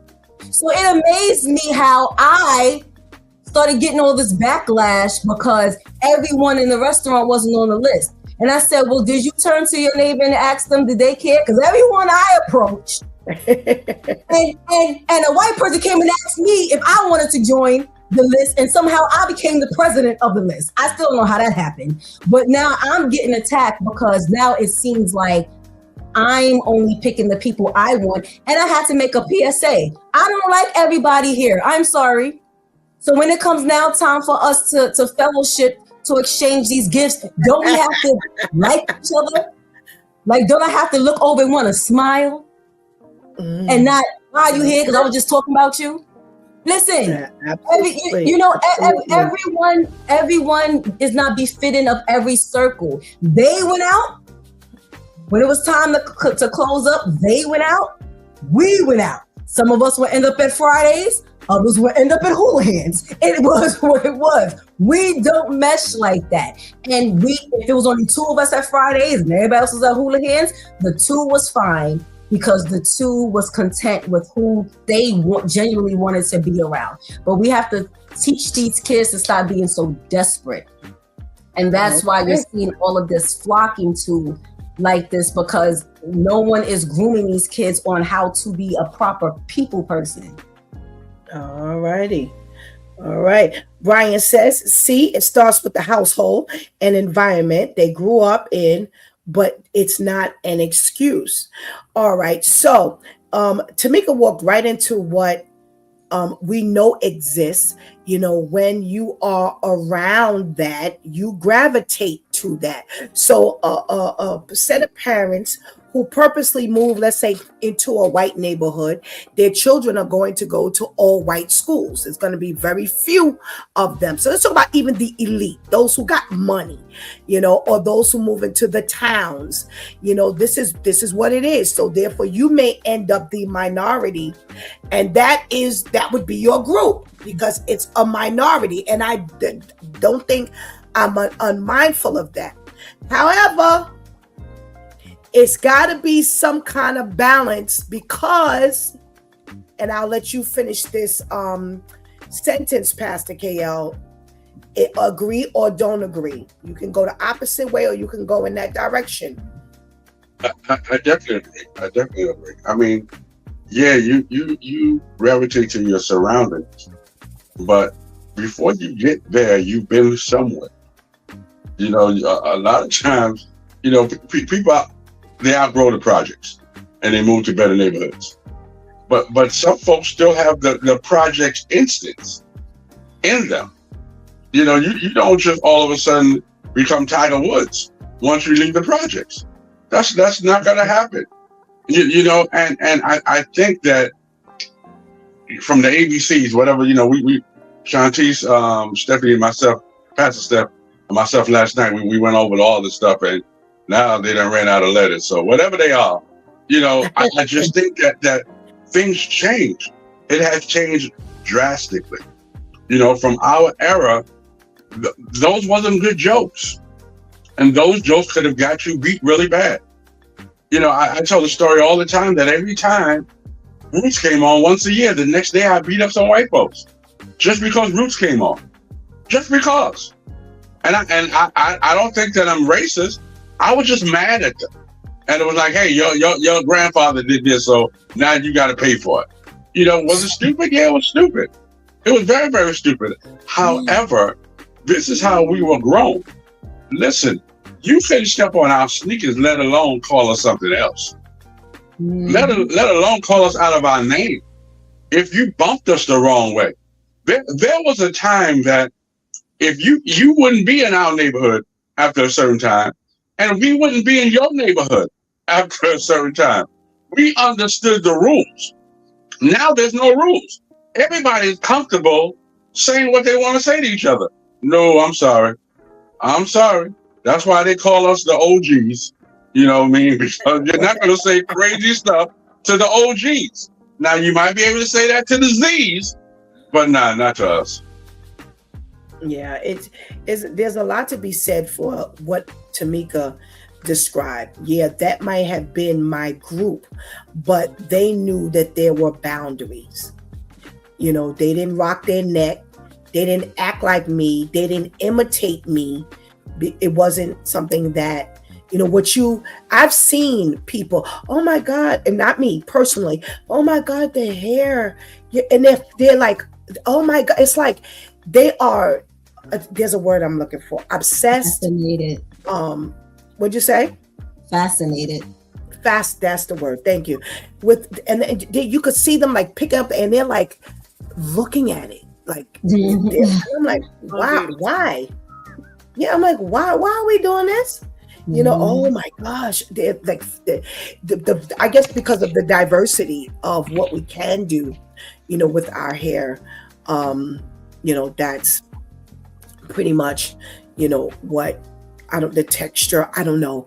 But I have literally asked, there was a lady I used to work with, and it was only a few of us. And I used to work with a woman who was a few years older than me. She was maybe about 7-8 years older than me. So if you think we're bad, she was really not playing that. And she had beautiful, thick, black, I mean, thick, beautiful hair. And this woman would go to a few of us. She would never come. For some reason, she just didn't approach me. I guess because I never really did nothing with mine. So mine wasn't very fascinating. But she would go. Yeah, I was a ponytail girl. I ain't did nothing with my hair. I hated doing hair. And she would go to their hair. And one day I finally said, why? What's going on? What is happening here? What is so fascinating about the hair? And she made the mistake of doing it to the other woman that was a few years old. And she and I were pretty close. And when I tell you this, the back of that room was in an uproar. And she was so bruised and wounded. And I said, didn't I tell you to stop? Stop. I said, I asked you, what was the fascination? Why you ain't never did it to me? But I had watched her do this for so long. And she was like, I don't know, Stephanie. I don't know. It's just, you know, it just looks so beautiful. I said, but you ain't got to put your hands all up in it. I said, can I tell you something? In our culture, I had an aunt, a great aunt. When I tell you the hair from back in the day, and maybe Pastor KL is not on, or maybe Tamika spent time in the South. That's something they don't play. Don't you do You that. do not. When I tell you, hey, because they come from back in the day. They come from a lot of myths and the old folks things and all of those beliefs and crazy like that. And you didn't touch her wigs, you didn't touch her hair, you didn't ask her for her brush, her comb. You just didn't do that. So, not living or feeling that way, but I knew how, again, the older generations would take stuff like that, and especially this hair thing. But it just got to me after a while. I'm like, why were you always examining? I said, so the last time you examined, you didn't see what you thought was going to find? What happens here? And when that woman, she was like, get out of my hair. I watch you do that all the time. I know you ain't all that fascinated. Don't be picking in my hair. Yeah, she really, really, really went off. And unfortunately, again, this is the stuff that, so like Tamika said, yeah, I may have been in that crowd, but they knew their boundaries. Now, ain't nobody got no boundaries. Ain't nobody got no boundaries. Brian says, I have never had that problem growing up. I love interacting with people, my people, and when I'm in the presence of white folks, I turn into Malcolm X. The only thing I like integrated is my coffee. Wow.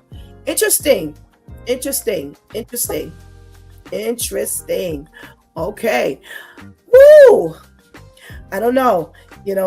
Pastor KL, when you, wait, hold on. Put him in the room, Shantice, please. I just was talking about the older generations and so you come from a Caribbean background, and Tamika has been in the South. I come from, older people who are from the South, and they had just things you just didn't do. Was part of your father's feeling from being in that older generation, that Caribbean generation where you just didn't cross lines? Is that where that like kind of came from? For some reason, I just couldn't hear anything you just say. Say it again. Oh, I was asking, I said, you come from Caribbean heritage. And I was saying some of your father's feelings and expressions, did that come from maybe some of his experiences as an older Caribbean man? Where do you think that stuff came from? My father just low down and prejudiced. That's where that come from. He didn't like nobody but black folks. I'm not gonna lie. You know, if back in the days, if he could have killed anybody that didn't look like me, he would have.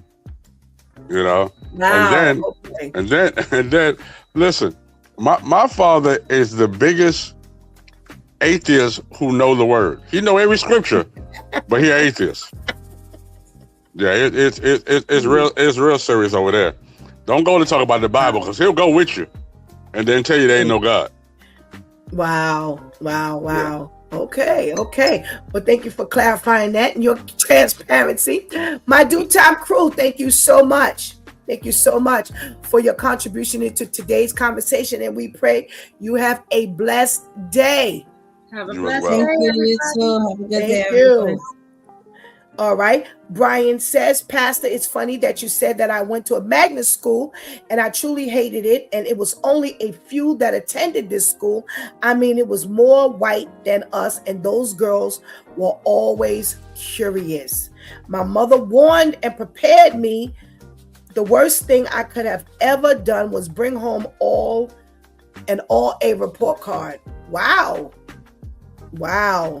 Boy, our upbringing definitely can shift the way we behave, the way we think, the way, we feel. And, a lot of this here, again, comes from what your surrounding was. Like I said, I had parents that actually did talk on either side. As everybody was talking, I really went back into my childhood, which I have a clear memory of. I can remember that like it was yesterday, and yesterday I can't remember at all sometimes. But my childhood, and I'm going to talk about my, since I always say I had an extended family, but I'm talking about my direct household, my parents. Never. And my parents were 40s babies who experienced, a lot of that racist, the hoses, not them personally, but that was the era though, the dogs and the hoses and all of those things that they used to do to people, back during that day. My father hated the word nigger. You could not, that was something that he brought into, because that was used so derogatory. It was such a derogatory name and things like that. So needless to say, that black monkey and clan stuff, that would have never been tolerated. But regardless of what he had experienced, or even my mother, they never talked about that. They never talk, don't bring nobody home and only see these people or only hang with these people, blah, blah, blah. I grew up in an urban neighborhood and it was all of us. It was Hispanic and black people, and there were a few white people, and everybody just, got along. And we all, but it just didn't have the look that it has now. And again, like I said earlier, I didn't talk to my girls about it. It was just like, as long as they treat you well. And I don't think that ever came up. It never came up in our conversation. I didn't even start really talking to my girls about, who they saw, versus, like who they dated, until I felt it was time that they date. All right. And then I started talking to them about the abuse and being, like domestic violence and stuff like that. But as far as race and, things like that, that never came up. And so I can't say that when I would see that on TV, it bothered me because I came from that. I just always wondered, like, what? I already know the difference. And it's fine that these are your friends, but why are these your only friends? And that's why this is like came to me so clearly. This particular story brought that up in me because that's the first thing I would always think. I'm like, nah, because see, there ain't going to be no barriers here. That I have learned. I did learn from my parents about boundaries and what you let people do and what you don't let people do. And what you stick around and what you don't stick around.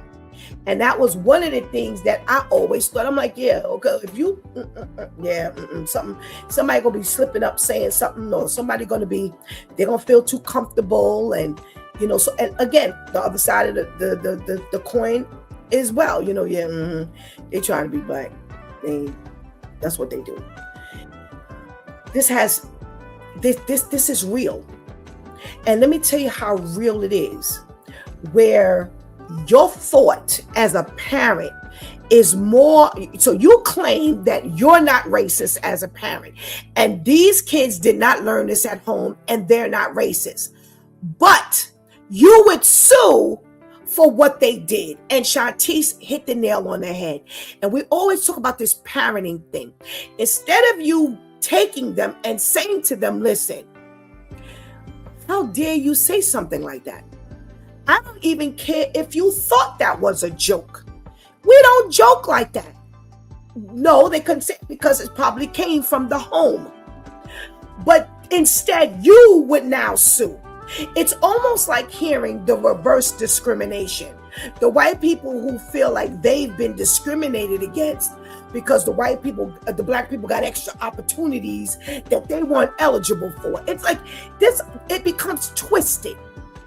And all that black people and minorities have endured, you now would want to sue when your child said stuff like Blackie Monkey was something near and something about from your favorite clan.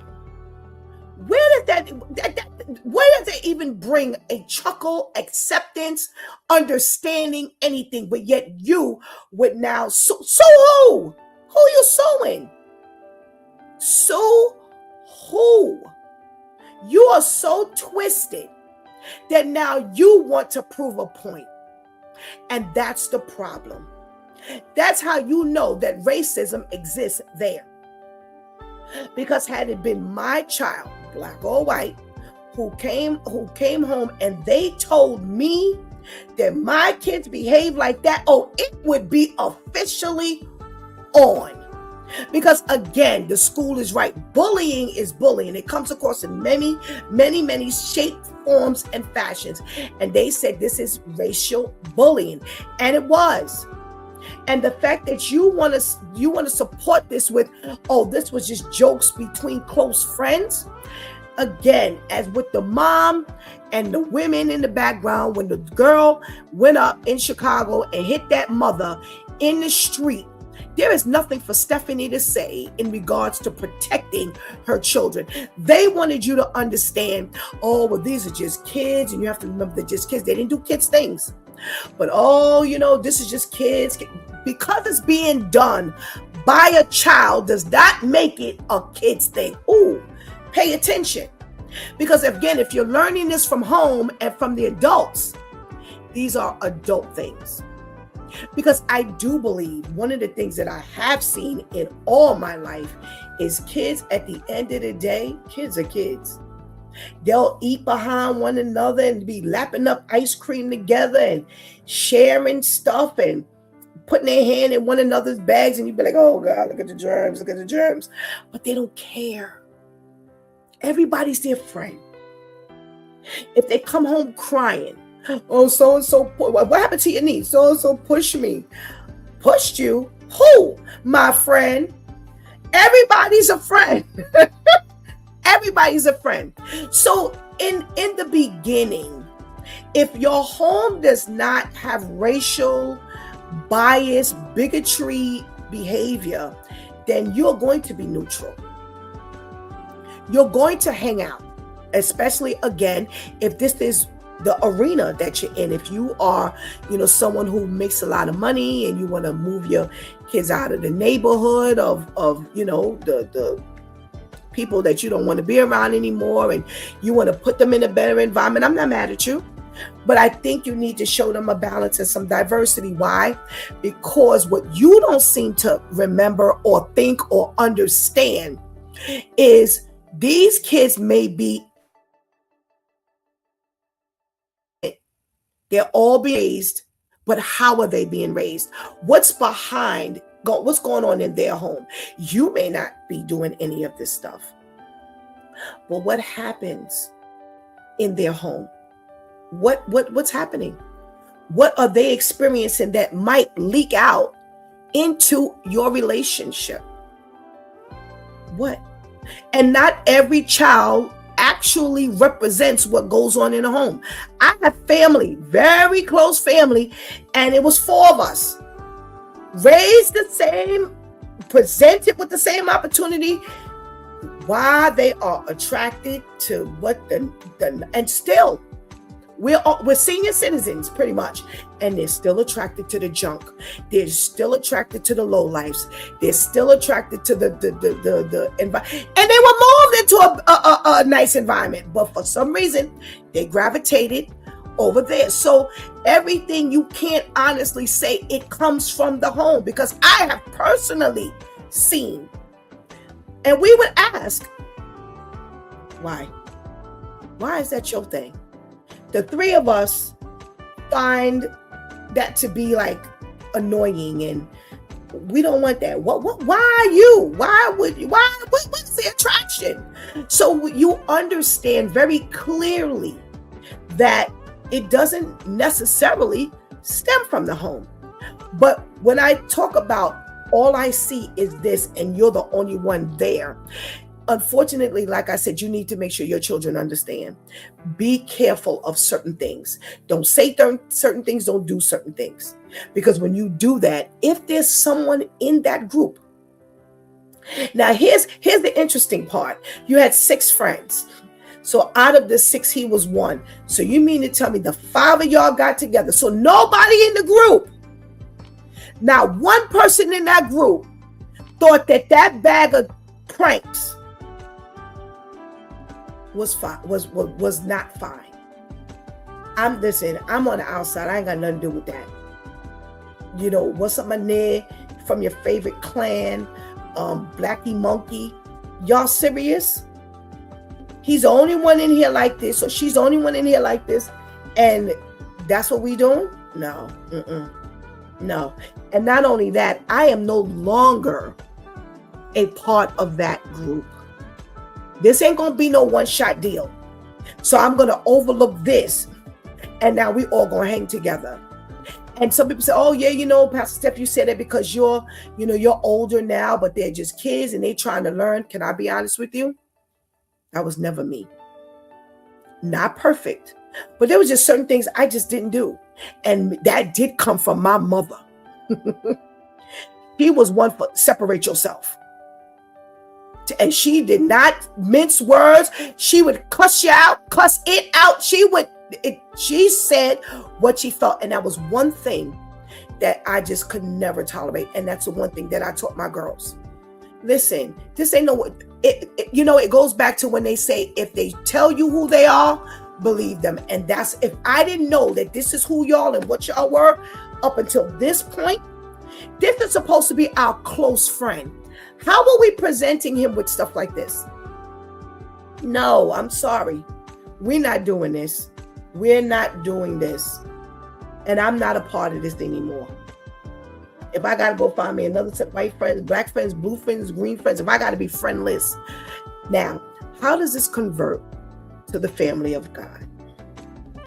I have looked at this world and I have deemed this world unworthy of having Stephanie in it.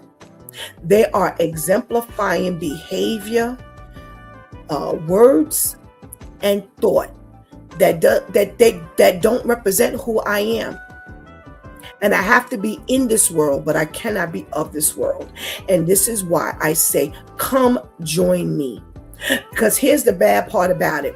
You've got 5 friends, 5 people in this group, and we all stand by. We all present you. So when I look around and I see the 5 of you, in my mind, all 5 of you represent this. You represent the fried chicken, the watermelon, the grape Kool-Aid, and the Sour Patch Kids, along with the note that says, Blackie Monkey, what's up, my nigga, and you're from your favorite clan. All of y'all are together. And that's why God says we need to be the peculiar people. Here's the thing. If we teach our children from young, you don't mind being the peculiar one, be the peculiar one. And when you get to be older, as you get older, you will see the condition of this world and you will have no problem stepping out of it and being a part of that peculiar people. Be a part of the peculiar set and don't have any problem being a part of the peculiar set. And all of that, our article was pretty long. And in all of that, now one parent could get on there and say, you know what? When my son saw that was what they were presenting them, the kid with, their close friend with, he came and told me, Mom, that wasn't me. I had nothing to do with that. No, they all contend that they were all close friends, and this was just a joke and a prank. And it should be understood that there was no malice. Then if there is no malice, then you're not a part of it. I'm sure they did not have 5 of them presenting this, but only 3 saw the presentation. No, they all stood around and they all thought that this was a joke. That's the way the enemy's people are standing around you right now. You say, oh, that's pretty extreme. No. We've been studying the cosmic conflict. Remember, you don't wrestle against flesh and blood. We wrestle against powers and principalities, and that's what's going on all around us, above our head, underneath our feet. That's what's happening. There's a war going on for who? And where we're going to be, which side we're gonna fall on. There's a war going on for your life. There's a war going on for your child's life. And this is indication that the war is going on. It is manifesting itself right before our eyes. The powers and principalities that are running amok all around us is manifesting itself right here. And that's why we must teach our children from now that we must choose wisely. The word says that Joshua said, choose this day who you belong to. It's real. And if we don't teach them from now, then they're going to be caught up in the influence of my friends and what our intent is. Intent ain't got nothing to do with the damage. We talked earlier about all the people who were pardoned from all of their crimes. Not one of those accounts said, well, somebody made a mistake and somebody hit their head, or somebody, was chasing somebody and they ran into the street and they got hit by a car. Wasn't their intent. But they were killed in all the melee. That's what you need to understand. That we don't fight against flesh and blood. We fight against powers and principalities. So in other words, the influence is right here. The influence is in front of our face. If you don't teach your children now how to accept the influence and to move from it, get away from the influence, or how not to be a part of it. You don't handle this that way. If you're close friends, you show love. You may not always agree. That's part of being human. But we all show one another love. Show one another love. There is a difference. When you teach your children this, they will grow up with it. Well, Shantice and I were talking about family dynamics.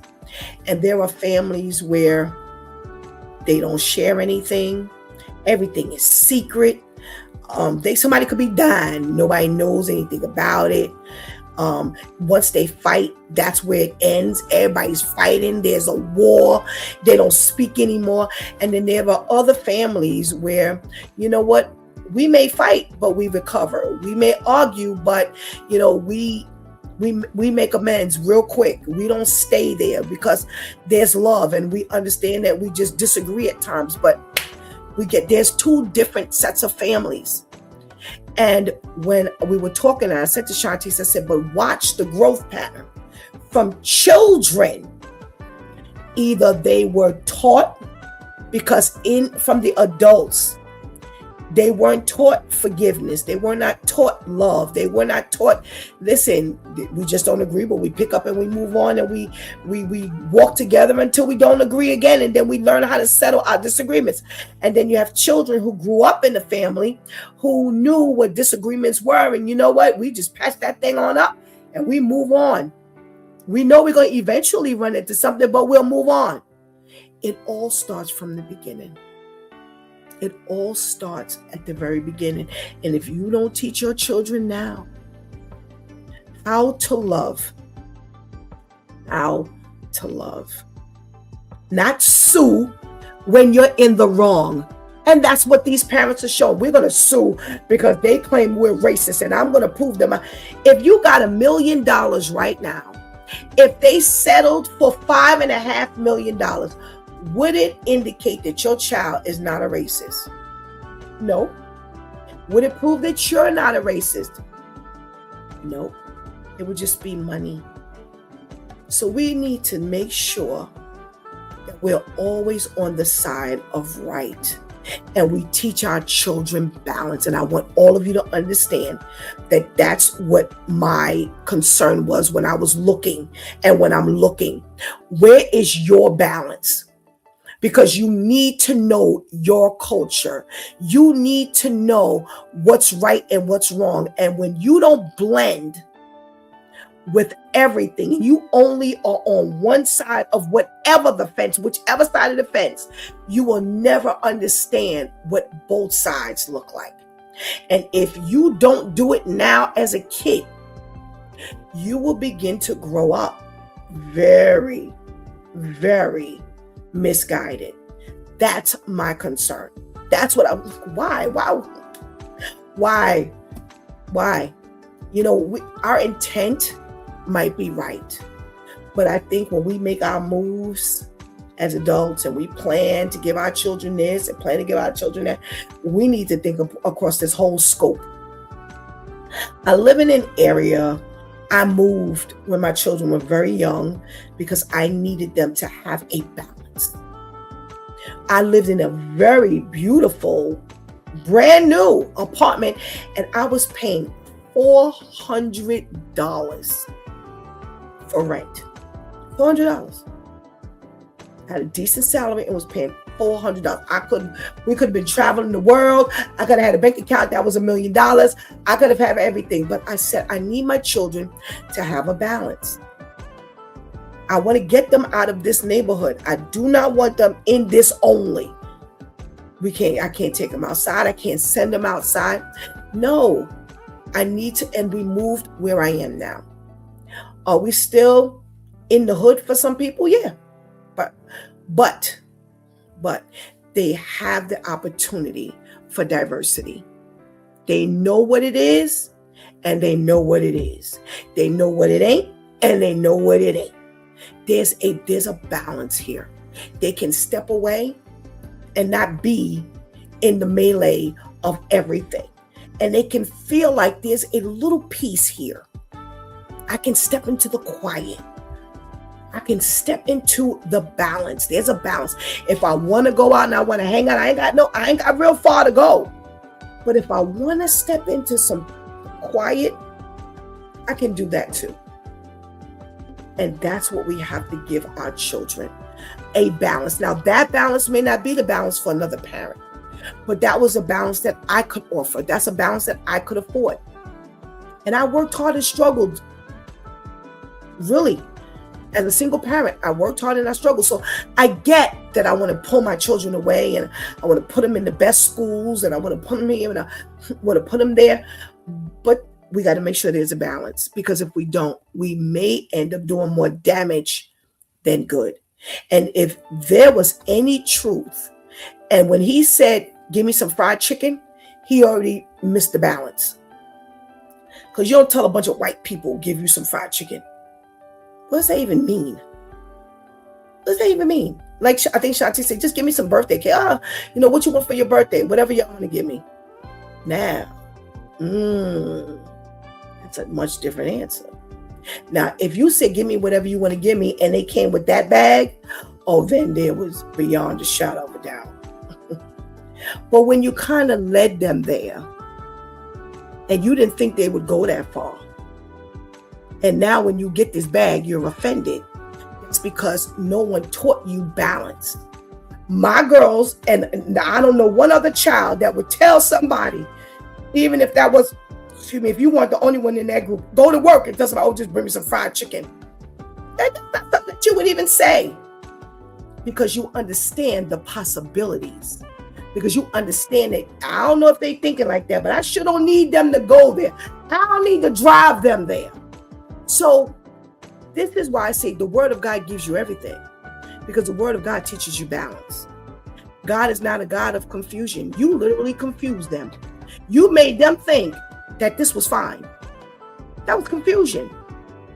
They didn't know, possibly, or maybe there was somebody in the group who really was kind of teetering, but because the group was there, they there. So let's do the right thing and understand that everything is the right thing. Every move we make has to be very calculated, because we have a God that does not play checkers. We have a God that plays chess. And if anybody ever attempted to play chess, or if you play chess, you understand that there's very strategic moves that are going on here. It ain't just crown me, king me. You trying to eliminate, and your team is the only team on the board. Your color is the only color on the board. That's not chess. Chess is a very calculated game, and that's what God is, a very calculated God. So please let this help you understand that this is why God is needed in every life. Because this is what adds and enhances your life. So come on and join me. You've been watching It's Due Time with Pastor Steph. Join us Monday through Friday from 7 a.m. to 9 a.m. where we discuss matters of the heart, mind, and spirit. As you go through your day, be sure to set your mind on things that are above, not on things that are on the earth. They will only serve as a distraction. Remember, prayer changes things. It's Pastor Steph signing off, and I want to thank my Due Time crew for always coming through big time. Thank you for hanging out with us and helping us do what we do. Thank you for helping to keep that chat room alive. If you're still in the room, Brian, I still did not get my what do you call that thing? Friend request. All right. Please, please, please do not miss this opportunity to give your life to the Lord right now. Please do not miss this opportunity to strengthen that relationship in the Lord right now, because later is not promised to any of us. Until tomorrow, God spares, where it's Freestyle Friday and we get to do whatever it is we want to do. Well, talk to the men is what we do. And they always send us into a thought-provoking weekend. Until then, God spares. I love you.